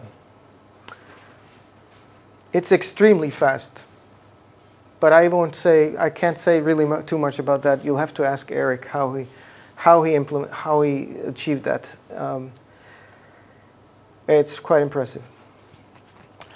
So now let's look at what this thing can do. This is a picture screenshot from the demo. We created an instance of an AERA agent that we call S1, and because AERA by itself doesn't really come with any bootstrap code or anything, it's just the machine. So essentially S1 has been given some a priori knowledge, and so bootstrap code, so to speak, and some training sessions, and I'll show you the video in a second. And as I mentioned, we needed some fairly complex learning scenario, and we decided that here's an AERA agent. What it should do is learn how to conduct an interview as if this was kind of a TV interview with an interviewer and an interviewee. They're both human, but since we don't have the computer vision, we collect the data in real time of the human's behavior via microphones and sensors, position sensors, and then we drive the movement still in real time, in sync, at roughly the decisecond level of these avatars. And so you have first two people talking, and the system observing the two humans interacting. And from this, the system learns to conduct this kind of an interview. It's admittedly simplified language, limited vocabulary, but the learning derives from a very small set of goals and bootstrap models. And the system is actually imitating.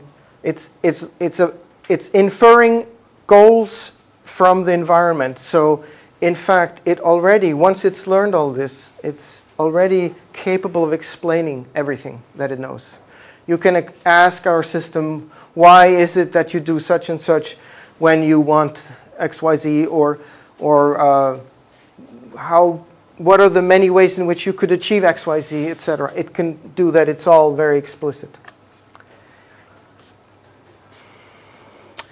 S1 doesn't care whether which role it takes. Once it's learned it, it can take either role of an interviewer or an interviewee. And, well, you'll see in a second. So this is just a diagram of the setup. You've got the two people, each person seeing the other as an avatar on their screen. Now, in this picture, you just see the face, but in fact, it's the upper body from the waist up. And the speech, hand and body movement, and head and gaze. Sorry, I should take out gaze there. We did not include gaze, eye gaze in this demo. Sorry. So that's incorrect. But head movements, hand movements, and body, as well as speech. And this, so the movements are essentially just translated into geometry in cyberspace. The avatar moves just like the human is moving. And the speech is analyzed on two tracks. One is run through a prosody analyzer, which essentially is just a module like this one. In comes the mic signal, and out comes 300 millisecond chunks with the slant of the pitch of the speech of F0, the fundamental frequency of the speaker's voice, and it's all time-stamped at a resolution of 16 milliseconds, if I remember correctly. So that's the effective resolution. The other path that the mic signal comes into the system is through a speech recognizer. And this system outputs words, word groups actually, and sentences incrementally. So it roughly every 200 to 500 milliseconds, it will output set of a word sequence, which is its best guess at what the user was saying from time 0 to time 1, whatever the interval is. And then it updates this with new updates, with a new word list if it thinks it has a better guess. Can't maybe see this here. But anyway, just listen to what I'm saying.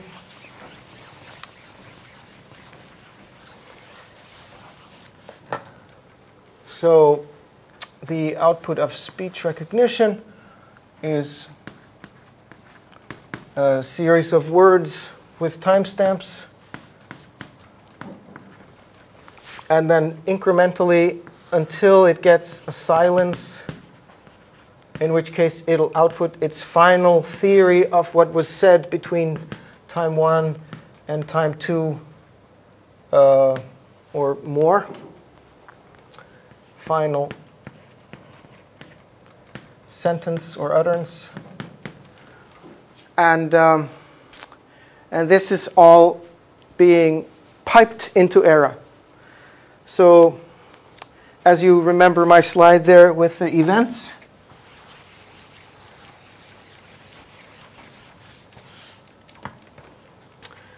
you've got some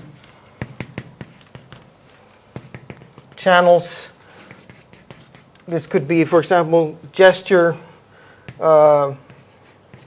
with the position of the hand or the direction of looking, head direction, which is a three-dimensional vector, or words. Everything's time-stamped. We tried to make it correctly time-stamped using a third-party speech recognizer. It can be pretty difficult to get the precise occurrence of beginning of word and end of word. But we approximated roughly to something like 20, 30 milliseconds, I think, which is good enough. So essentially, in order for AERA to work, it must be perceiving correctly the world. You cannot, put things into AERA, an AERA agent like this, where the timings do not match. It has the assumption that the sensors are synchronized, in other words.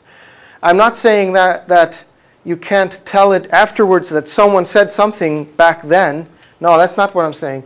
It's just that if you say back then, it must be correctly timed for when it's supposed to have happened. So if there's a delay, that's fine, because, well, up to a point. So the words, 1 and 2 came in at time 2, but they were actually uttered at time 1. As long as they're time-stamped at time 1, that's fine. But the system may already have done something about it, because it's a real-time system and it's running. It's always acting.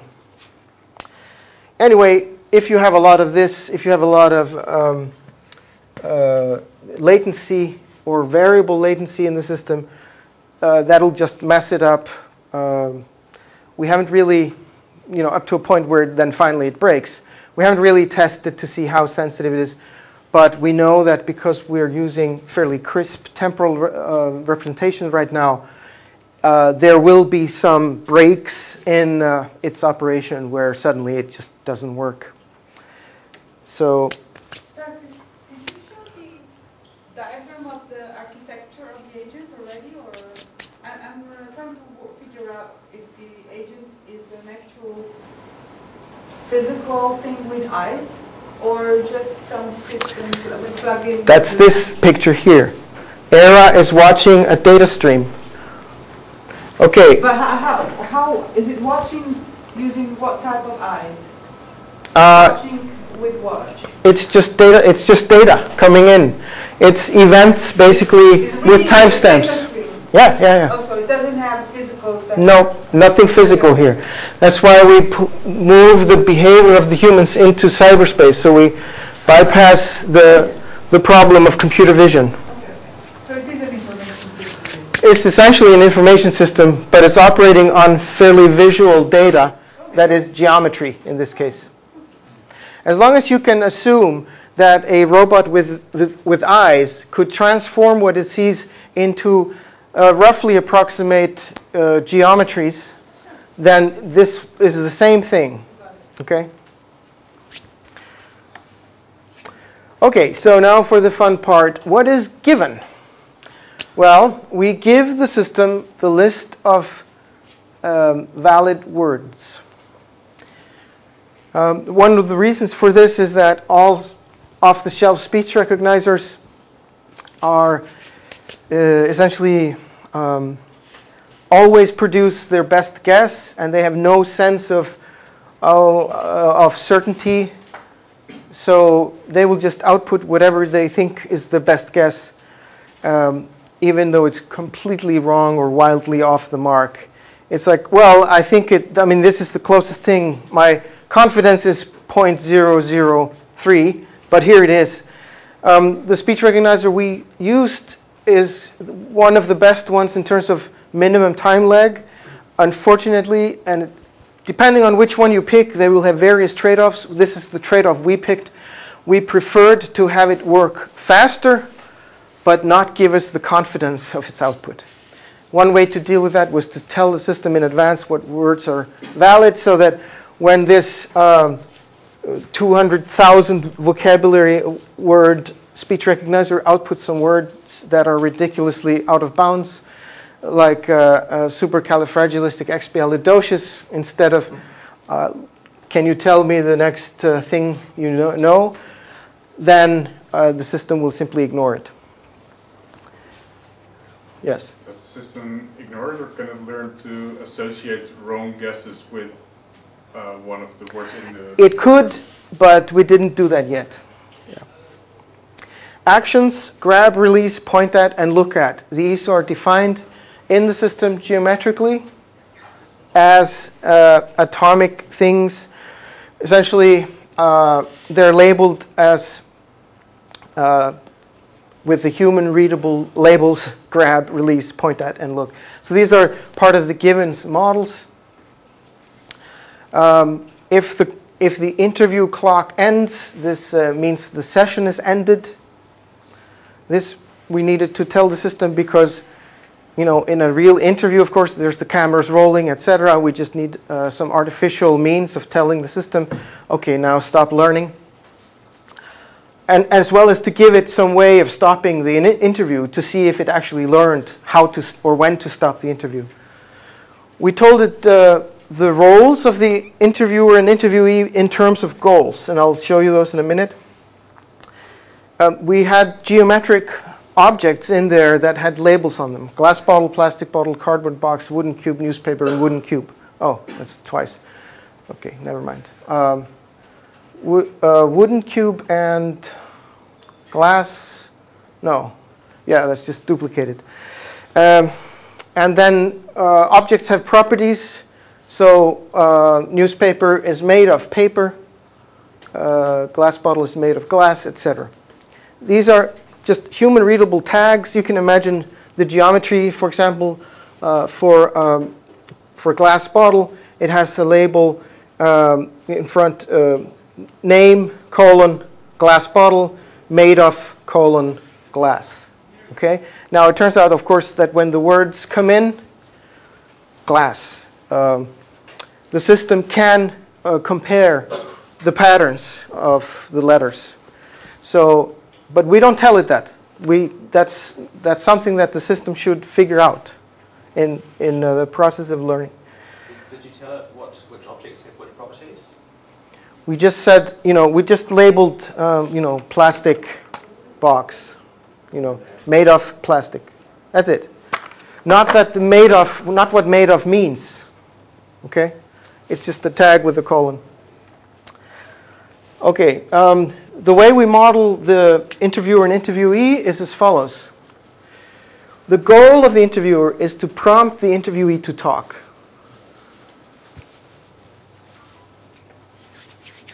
And to talk is essentially to have something on the speech channel, to have data coming in on the speech channel. Interviewee is a little bit more complex, but not much. The interviewee wants to talk, but should not talk unless prompted.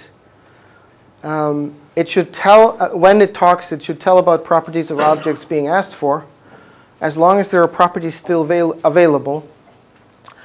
And, oh yeah, I forgot. So, no, actually, that was a different demo. Yeah, never mind. And then, don't repeat properties that have already been mentioned.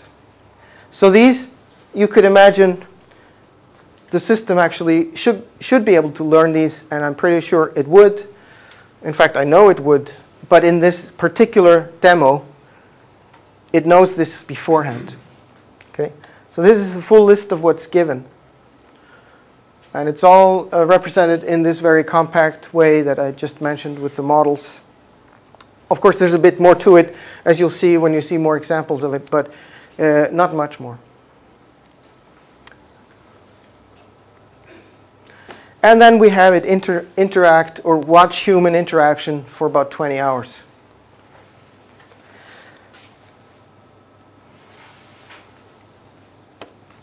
What does the system learn? It learns multimodal coordination and joint action. For examples, we did not tell it that you shouldn't speak while the other one is speaking. It does not know beforehand, for example, when to ask the next question. It doesn't know what kinds of behaviors from the interviewee, or even that some behaviors from the interviewer mean that the interviewee should behave in certain ways. It has to infer this all from observation. It also doesn't know manipulation. For example, this thing is a kind of reference. It's the same as this thing. That it doesn't know. It doesn't know that pointing your head at something can disambiguate. So what is this thing, as opposed to what is that thing, and as well as pointing. And these are all you'll see in the video. Okay, it doesn't know that an interview involves a series of questions and answers. That's not in the spec. It doesn't know that the interviewer should ask a series of questions. Just that the interviewer should get the interviewee to talk. That's the only goal that the system gets for the interviewer. Okay, here, yes, it also shouldn't tell about properties if it's not asked for them. And I won't show you the interrupt condition, but as a way to show that the system, once it's learned a basic form of interaction, it can actually learn how to speed up an interview. We had it learn by observation tricks to move the interview faster along. And then that the utterance, thank you, is actually the signal to stop the clock. All it knows is that stopping the clock stops the interview or session. So, and then thirdly, it does not know what or how to answer based on what's asked. It has to learn this from observation. And it also has to learn the word order. There's nothing in the system. We just give it a list of words. That's it. Just a list of words. These are the legal words. Okay. So I'll show you some videos here. Let's see if I can find that here.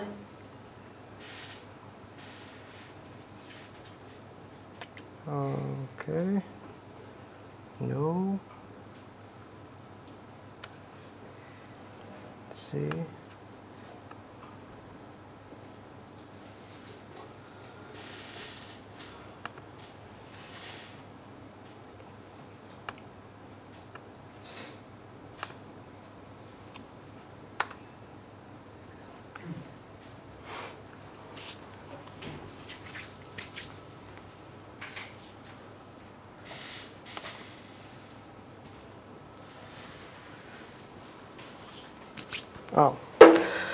Oh, hang on a second. I wanted to show you the human first.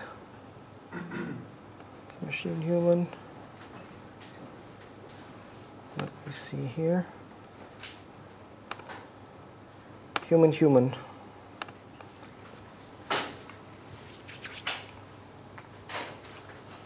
So now we see a video. I'm going to run the whole thing so it sinks into your brain. Sort of, what is the system seeing? You can think. What's this object? Oh. This is an aluminum can. Oh, great. Why did?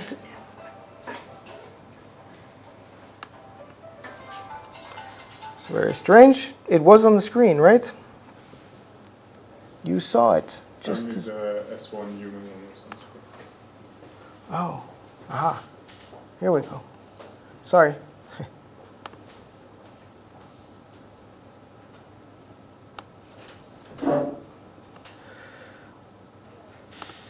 Okay. Tell us what's this object. This is an aluminum can. The main ingredient in aluminum is bauxite. What else? All metals are recyclable. Aluminum can be recycled virtually endlessly. A recycled aluminum can costs 95% less than a new one. Which takes more energy to make, an aluminum can or a plastic bottle? It takes more energy to produce a can of aluminum than a plastic bottle. Which takes more energy to make, an aluminum can or a glass bottle? Less energy is needed to produce a can of aluminum than a glass bottle. Which releases more greenhouse gases when produced? Notice how scripted we're speaking here. This is Eric and myself. That's because the extreme variation that you see in natural human interaction is, of course, the result of years and years of training. And it turns out that for 20-hour training observation, it's way too complicated for this version of S1 to learn. So we started with a fairly scripted, as I said, fixed list of words that are allowed. We do produce variation in the utterances. It's not nearly, completely scripted. It's not like we're actors always doing the same scene. There's variation in that, but it's a bit more close to like a movie with actors than natural language scenario.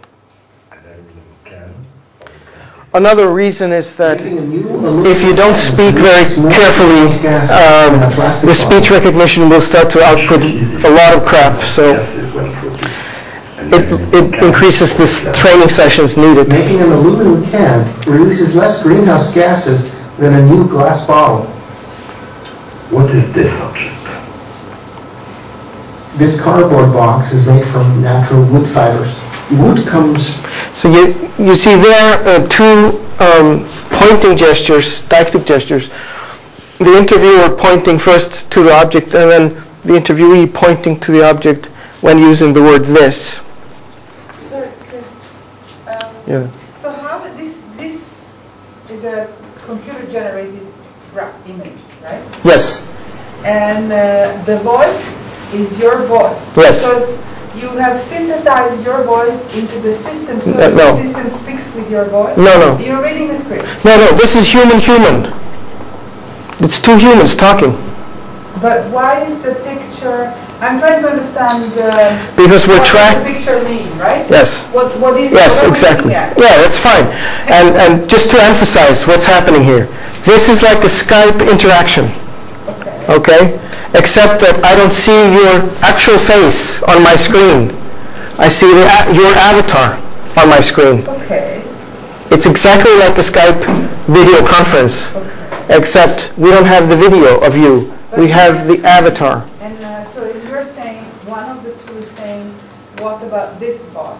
Yes. And how does this generated image to the thing relate to the Skype? So it goes back to the picture before, which let's just leave this up here. I mean, this is really interesting, so I want to understand. Yeah. So think about the Skype situation again. You're sitting in front of your computer. Yeah. You have a camera on your computer. Yeah. I have the same thing. When I look at my screen, I look pretty much at the picture of your avatar. You see my avatar looking directly at you, or roughly in your direction. It's just like a Skype video call, okay? This view, because now this is in cyberspace, is a third camera angle. This is not what either of these guys sees. This is for our purposes of making a video. What I see when I'm talking to Eric is essentially a view from this angle on his face and body and this table. So when he objects would be also viewable in the Skype. They are in fact right there on the screen, and it fills the screen. So you got, and we used 20-inch monitors. So it's not so small. I mean, it's about this size. You got the table in front of you and the other's avatar right behind that. So when he points with his arm like this, I see that fairly clearly. I mean, it's hard for us from a third angle to see exactly what he's pointing at, but it's not so hard for him. This conversation is between two humans. Yeah. I don't understand where does the AERA come in? It's observing. This is what it's observing. Okay, this is the training session. Yes. Okay. This is what it's learning from. This is in fact what it had to watch 20 hours of before it. Because it can read the signals from the exactly. Signals. Right? Yes. This is translation, digital translation of exactly. It's a viewpoint independent representation because it's cyberspace. So AERA in fact gets absolute geometries. Understand. Okay. But it's How much do you memorize geometries? Are you just talking? Does AERA actually get, avatar 1 points at vector something, or is it just saying avatar 1 is pointing at this object? It gets the vectors. Jeez. So pointing is in fact actually. It's do like 3D stuff as well. Yeah. So pointing is. Remember, we give it the model of what pointing is. Yeah. It's a given model. It essentially extends your forearm, essentially, not your finger, to something like a meter out in space. So when you do this, when Eric points at Can, for example, there is a model in the system that it can use to extend the vector of the forearm, through the Can, in fact, or into the proximity. I actually do think it was a cone, so it simplifies it a little bit, so you get sort of overlaps or is within. But we don't tell it that. We just say, there is a model of a cone that you can attach to other vectors. And then AERA uses that to try to predict if all of these correlations. Once it's figured out a useful correlation, that's a model, and it tries to use it next time to see if it works. And then little by little, the context for how and when to use these models builds up. But there are too many possible images of the action of pointing to. So it presupposes... No, it turns out no. There's a lot of regularity in human behavior, actually. And using this kind of a system can extract them in not much more time than what you see here. Again, your point about starting the system off with almost no knowledge. Yes, if it has to do random exploration from the very outset, it may take a very long time to get even a few useful things, depending on the complexity of the world. Did you filter movement? Because it seems like there's not much. Yeah, we do. Yeah, good point. Actually, that's a weak point because we had to filter this because the jitter in the sensors we had was just completely overloading the AERA system because it's so interested in timings of things. So that's why one of the reasons why we know we need to improve how it handles the timing for model prediction, because for this kind of noise level, if you will, or data stream is fine. But once you start to have updates every, I think it's running at 20 hertz or something. But remember, there's a lot of data here, But a lot of data running at 20 hertz is just too much for this version of S1, which ran on 4 cores on a single laptop. Okay, so it's not so bad actually when you know that, but still, to be manageable, that's what we did. We filtered this. So let's just continue a little bit here. Or from recycled fiber. Cardboard boxes are biodegradable. Cardboard takes 2 months to disintegrate in the sun. Fiber cannot be recycled. And as you recall, we don't tell the system about sentences, and in fact, it's representing these events as words with timestamps. So delays are actually observed by the system and potentially could be learned as a vehicle for doing better or worse interviews. For example, if the interviewer hesitates a lot, you would imagine, you could tell S1 essentially, here's an example of a really bad interviewee. He hesitates a lot, etc. And that would map directly onto experienced data. Listening like metal. What about this one? This is a glass bottle. Most glass can be recycled endlessly, assuming it has been sorted by color. Glass can be recycled by grinding it into a filler. What else can you tell about this subject? Glass bottles can be washed and refilled. A glass bottle takes 1 million years to disintegrate completely in the sun. Glass is not biodegradable. Which takes more energy to make, a glass bottle or an aluminum can? And there's another example, and this probably caused, some delay in learning properly how to utter sentences of that sort. But do you want to see more of the human-human, or shall we go to the machine-human? Okay. You're sick of this. Okay, good. You must have been doing 20 hours of that. It was excruciating. And, not only that, we had no idea how long it would take, really, because we had never done this. Did you try cycling this scenes? So to capture, for example, 10 hours and give it to AERA twice? No.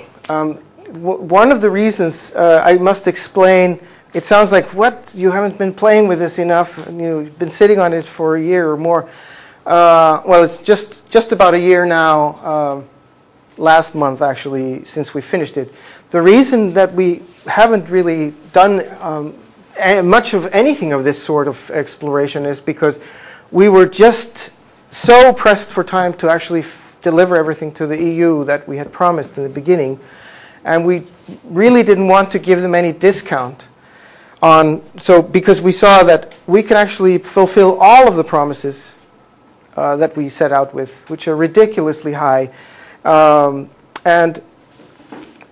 but to do that, in order to do that, it meant no playing around. So we have no playing around. Well, Eric may have actually done some, just a little bit, but by and large, he's been in a recovery stage from the project, you know, for several months because. I asked because you said it is not probabilistic. Yeah. That's why it is interesting to. It generalized, yeah. Think about this question. Will there be additional value of seeing a thing twice if it is not probabilistic machine? It will definitely. Yeah. Yes, absolutely. It will. It depends on what kinds of variations you would see in. Oh, you're saying basically exactly the same thing. You mean, like a video? Yeah. It depends on. Yeah. Yes, it will. Yeah, absolutely. Yeah. You could save yourself some time that way. So, Kris, you Yeah. played this video. AERA has read and watched. I prefer the word read because it's really input, right? Oh, yeah, right. Is reading this video how many times before it was trained? It's just looking at an interaction of this sort. How many times? 20 hours. Is that a fixed value? No, it's a very rough estimate because we didn't actually keep proper time recordings of the actual time, but it's around 20 hours. And is the outcome of this observation observable? Yes, I will show it to you now. Thanks. About this object. Oh, hang on. So start at the beginning. Read the titles. They tell you what's in this video, okay? Ah, damn it.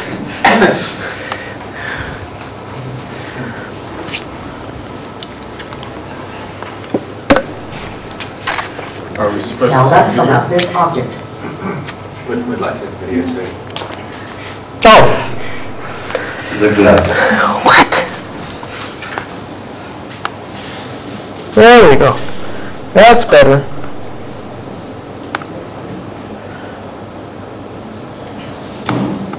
Okay, now watch the video.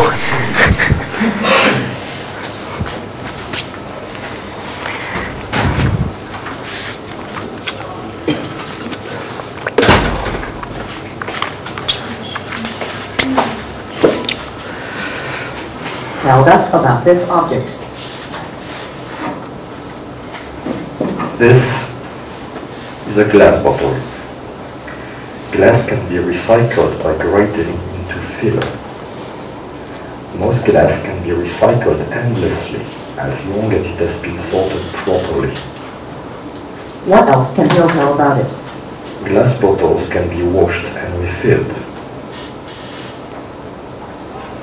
A glass bottle takes 1 million years to disintegrate completely in the sun. Glass is not biodegradable. Which releases more greenhouse gases when produced. The glass bottle for an aluminum can. Making a new glass bottle releases more greenhouse gases than making a new aluminum can. Which takes more energy to make. The glass bottle for a plastic bottle. It takes more energy to produce a glass bottle than a plastic one. Which takes more energy to make. The glass bottle for an aluminum can. It takes more energy to produce a glass bottle than a can of aluminum. Which releases more greenhouse gases when produced. The glass bottle for a plastic bottle. Making a glass bottle releases more greenhouse gases than a plastic bottle. What is this thing?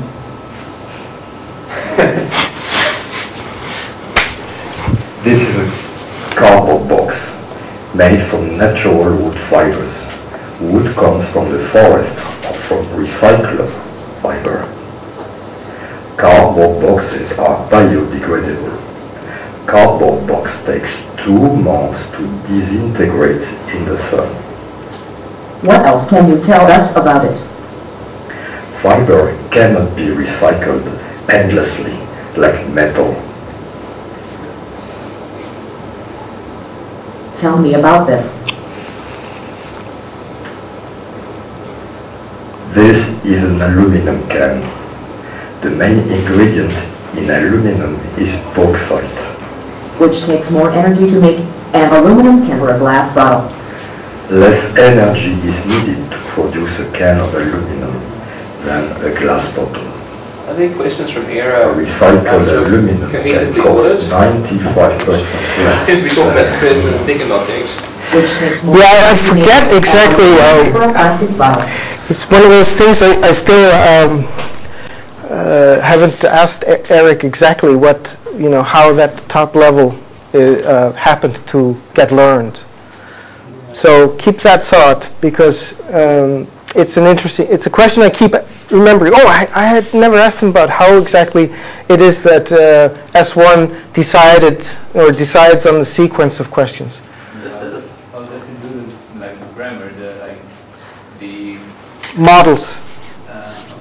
So it's all models. So singular, plural, this kind of. Yeah, it's. Is there any plural in there? Yeah, it's all from observation. It's all contextualized models from observation. So, and I didn't show you this, but basically the models can also, of course, represent if you get this, you will not get that, and so on. So the backward chaining will work to help establish what should be avoided, for example. And if it has, yeah, so I'll leave it at that. But how many models roughly did S1 learn? 600. 600? Yes. For all these interactions? For this, yeah. Wow. But 600 good ones and 800 bad ones. And it has to keep the bad ones around, because otherwise it'll relearn them. So it has to know what didn't work, what was really bad. So that's roughly the number of models here. And we did a pilot study around in the middle of the second year, or towards the end of the second year, and there we started with 6 models and we ended with 26. But there was very simple language, so mostly contains more, and they are done by hand. Yeah, but the demo, the pilot study had sort of a similar scenario, but just moving things around, like put that there and things like that. So they are extremely optimal. Yeah, so those models, for some reason, you only need very, very few to do that. So we were pretty optimistic, and I think it's the grammar in large part. But to really delve into that. One problem is that, yes, it's all explicit and it's all symbolic, but these are machine-generated, this is machine-generated code. So we don't really have, what we need now is tools to manage the system as it's learning, because to present it to humans, because it's impossible to read. It's like opening the hood. To interpret, yeah. Not like a narrow network, which is exactly. impossible Yeah. to get the rules back. It's completely unhuman readable tags, and and so it's like opening up CPU and looking at the binary stream and saying, okay, yeah, it's deleting a word in this document. So when AERA is learning, does it get any feedbacks from the observation? Say this is a good skill to learn. We didn't do it in this demo. But of course you could do that, yeah. But how does it know what to learn and what not to learn? When it knows, when it can predict perfectly a valid set of next events. But how can we transfer the model language into ordinary English, which has a very complicated structure? Yes. More complicated. You guys are just way ahead of. Good questions. Basically, one of the things that came out of this demo was Eric basically refusing to do anything more with the natural language ever in his life. So it is in fact the way we thought of AERA and the way it operates was, okay, let's see if we could make. I mean, we were thinking very much of the real world and of a robot body with decent sensors maybe learning something about vision and sensing, but using state-of-the-art, say, and then putting AERA into it would make it very adaptable and flexible. So that was sort of a starting point for us. So we, and it turned out it was somewhat at skew with the social scenario that we promised in the beginning that we would use to evaluate it. Because we knew we wouldn't buy a robot. Neither of us have been working too much physically ourselves with robots or robot simulators. And none of the partners really, except the Sicily guys, but they have very primitive robots. I mean, it's just off-the-shelf stuff. So we didn't want to actually have a robot or even a sophisticated simulation of a robot. We saw this in the consortium. There was some very solid knowledge about human interaction and how that is grounded and how it's coordinated. So we knew that was a very good starting point. But it turns out the evaluation scenario wasn't like a really excellent or obvious match to the actual system that we produced. I suspect that some of the future work on the system will improve it in terms of being able to do language. But I think it'll be much more obviously applicable to things that move around and manipulate stuff, like tool use or whatever, but not necessarily social things like language or social customs or facial expressions. Those are very in vogue and they're popular and they're catchy. I'm not sure we'll do too much of that. Yes, sorry. So, okay.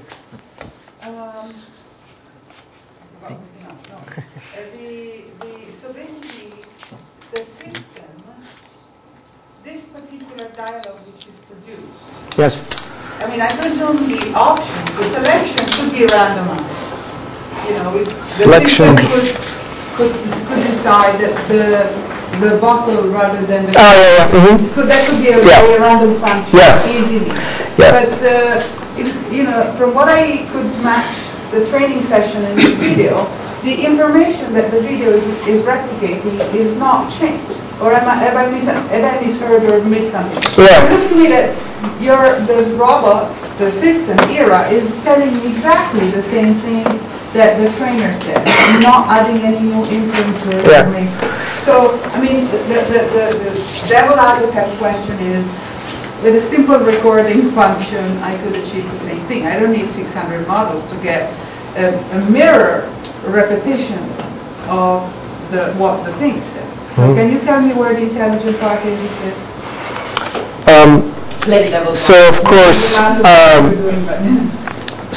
the question is, I got a similar question from a respected researcher not so long ago, and in fact, if you know how the system represents the knowledge that produces this behavior, you already know that it's far more sophisticated than any other such system in existence right now, because the behavior is represented at a granularity that is essentially at the atomic move level, like a robot. So, and the observation is learned, the knowledge is learned by observation through goal inferencing. So everything's driven from goals. So basically, you can inject a goal in this system that has never been observed, and the system can tell you immediately if it is able to achieve it. Can we see that? Or I don't have a video of that, no, okay. no. That would be interesting to see, because I think that would say the system is doing something which the training session didn't teach them, so they have... Well, if you look at, for example, the timing, if you just take the timing of things, you'll notice that the timing of S1's behavior is not replicating any particular timing of any instance in the actual human examples. They are generally timing of movements, of utterances, of speech, of word sequence. Okay. And in fact, it wasn't told how to put the words in what sequence. In fact, it wasn't told that in order to achieve an interview, you have to output words in order. It didn't even know that. It had to infer it from observation, because all we said was... I wouldn't say it's an inference. I would say more as a copy. Sorry. I mean, No, it's not a copy. It's like it's just doing what it No, it's changed it. I mean, if you produced a new linguistical pattern, instead of saying sentence A using this structure is using the saying the same thing using a different sentence structure, I would agree. But if you're using the same sentence structure, I would say just repeating it. Maybe yes. a way to try to demonstrate you're not replicating is to not try to learn the language from the human, but to let like kind of this AERA agent try with some primitives like pointing and some sound to try to evolve the language, like the point of something to decide that this for this sure. project you have. Yeah. In AERA that's trivial.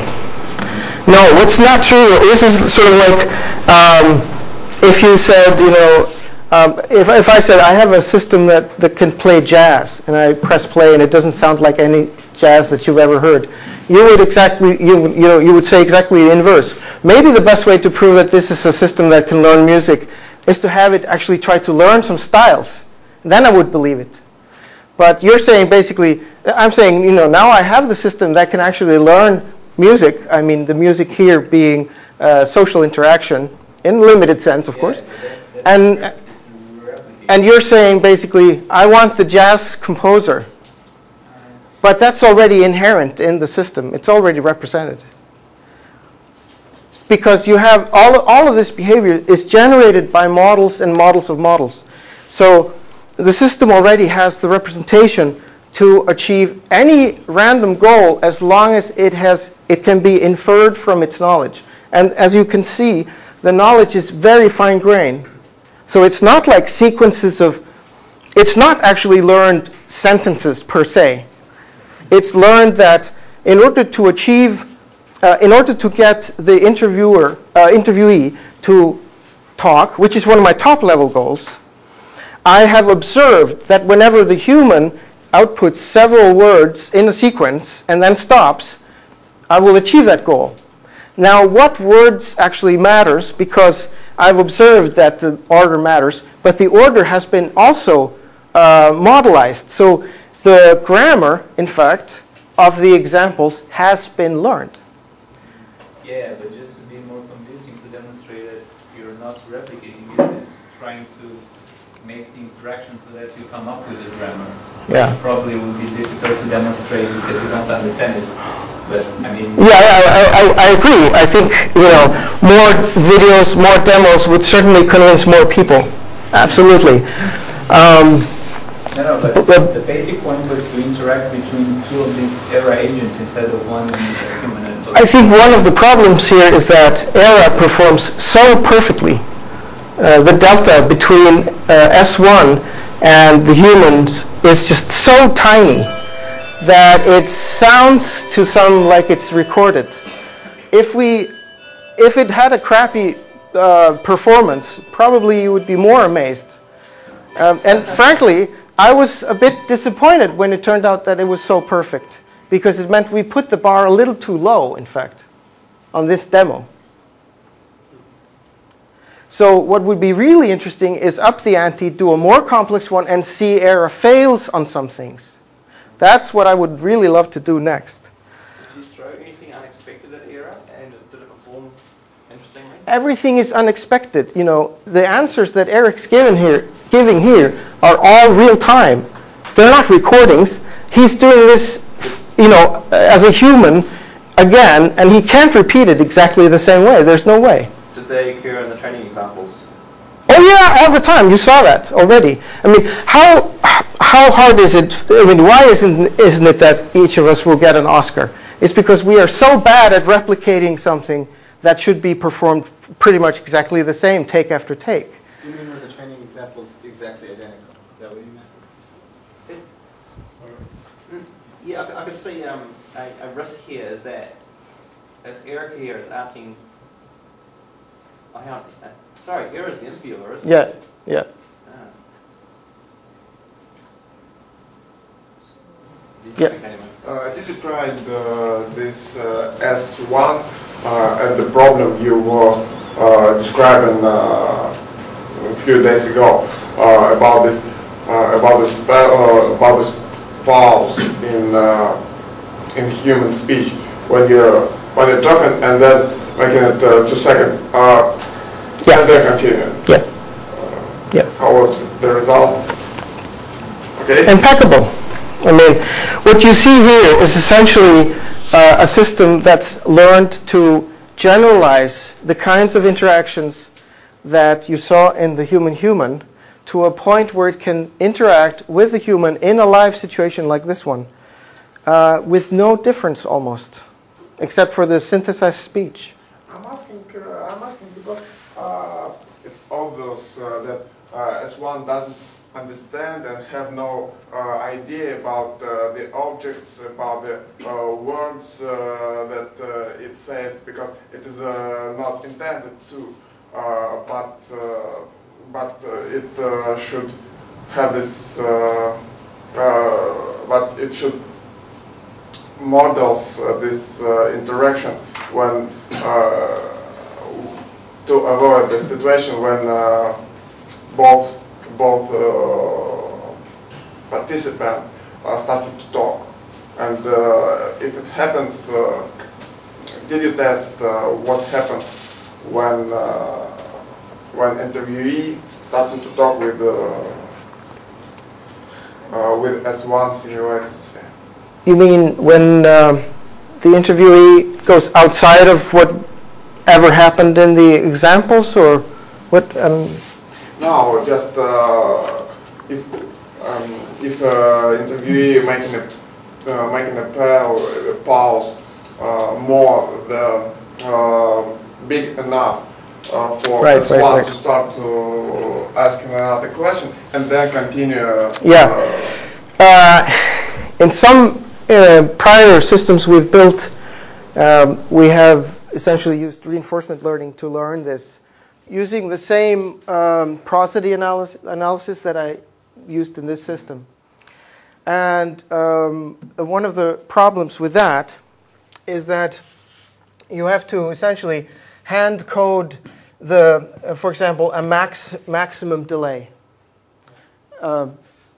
This system can learn that very easily by itself, by essentially seeing that, because it's taking all of the information that's flowing back and forth, not just the prosody, but the words. It can see that the grammar is incomplete. It's already learned the grammar. It not just found the threshold, but also prognose where is the phrase finished or not. Yeah, absolutely. Absolutely. Otherwise, it couldn't produce from using the models, which are very small grain, remember? It couldn't produce a full sentence. So it has to be able to do that. Did you say something like some really simple inductions or something like if A is bigger than B, B is bigger than C, when you ask him what's the relation between... we haven't really, this is on the list of things to do, if I understand you correctly. But then if we would say that it knows that A is bigger than C and it would reply something like C is smaller than A, then we are a real demonstration of that is understanding and not only replicating. Right. Oh, I see what you're saying. I'll have to think about that one. Not sure. If you want, I could show you also AERA as an interviewee.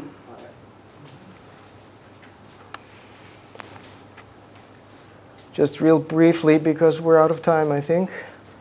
Aren't we? Yes. And I'll show you on Wednesday, because we didn't get to it today, some analysis using very sophisticated human-human analysis or human dialogue analysis tools to show you how similar, in fact, the behaviors are, although not identical. Definitely not.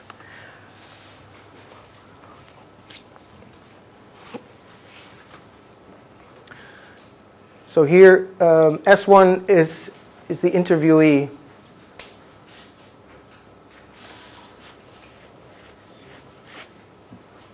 What is this object? This cardboard box is made from natural wood fibers. Wood comes from the forest or from recycled fiber. Fiber cannot be recycled endlessly like metal. Cardboard boxes are biodegradable. Cardboard box takes 2 months to disintegrate in the sun. What is this? This newspaper is made from natural wood fibers. Recycled paper can be used to make new paper. Sorry? Was it the right object? It looked like you pointed to Yeah. It's all the right objects. I know. It's the viewing angle doesn't, you know. If it was wrong, I'd be interested in it, but it isn't. Paper. Newspaper takes 6 weeks to disintegrate in the sun. Newspaper is biodegradable. Recycled paper saves 40% energy. What else? Compared to recycled, making new paper results in 75% more air pollution. Tell me about this object. This is an aluminum can. Why does AERA not rattle up every property it knows for the paper when it gets asked about the paper? Why does it wait for AERA to... Because and in fact, that was on purpose. We give it the goal of not rattling off all properties unless asked to do so. The reason it goes on when Eric's silent is because from observation it's learned that a silence is a go-ahead for the interviewee to continue. Okay, I just don't remember that goal in the Yep. list. Was it missing one word before the word energy? Maybe. That would be cool. Yeah, synthetic speech. Probably just the synthesized speech, though. Tell me about this object. This is an aluminum can. Oh no, I went too far. But The main ingredient. where did you hear? Where? About 20 seconds ago. Aluminum is bauxite. I think before. What else? Before this? All metals are Oh, okay. Is the speech, the main ingredient. Yeah, go ahead. is the speech synthesis, how much control over it is AERA exhibiting? Is it sort of giving the timing and intonation? Or is it just sort of, glitch out the sentence? Yeah, that's a good question. I don't know exactly what the API actually is in this demo. So keep that also for Wednesday. In aluminum is bauxite. What else? All metals are recyclable. Aluminum can be recycled virtually endlessly. The recycled aluminum can cost 95% less than a new one. Which releases more greenhouse gases when produced an aluminum can or a plastic bottle? Making a new. So in spite of that hiccup there, which is not scripted, which never happened actually in the training sessions, the correct answer is still given. Aluminum can releases more greenhouse gases than a plastic bottle. Which takes more energy to make an aluminum can or a glass bottle? Less energy is needed to produce a can of aluminum than a glass bottle. Which takes more energy to make an aluminum can or a plastic bottle? It takes more energy to produce a can of aluminum than a plastic bottle. Okay, I think we'll break here. Thank you for today. And I'll see you on Wednesday at 8:30. Or actually, 8:30.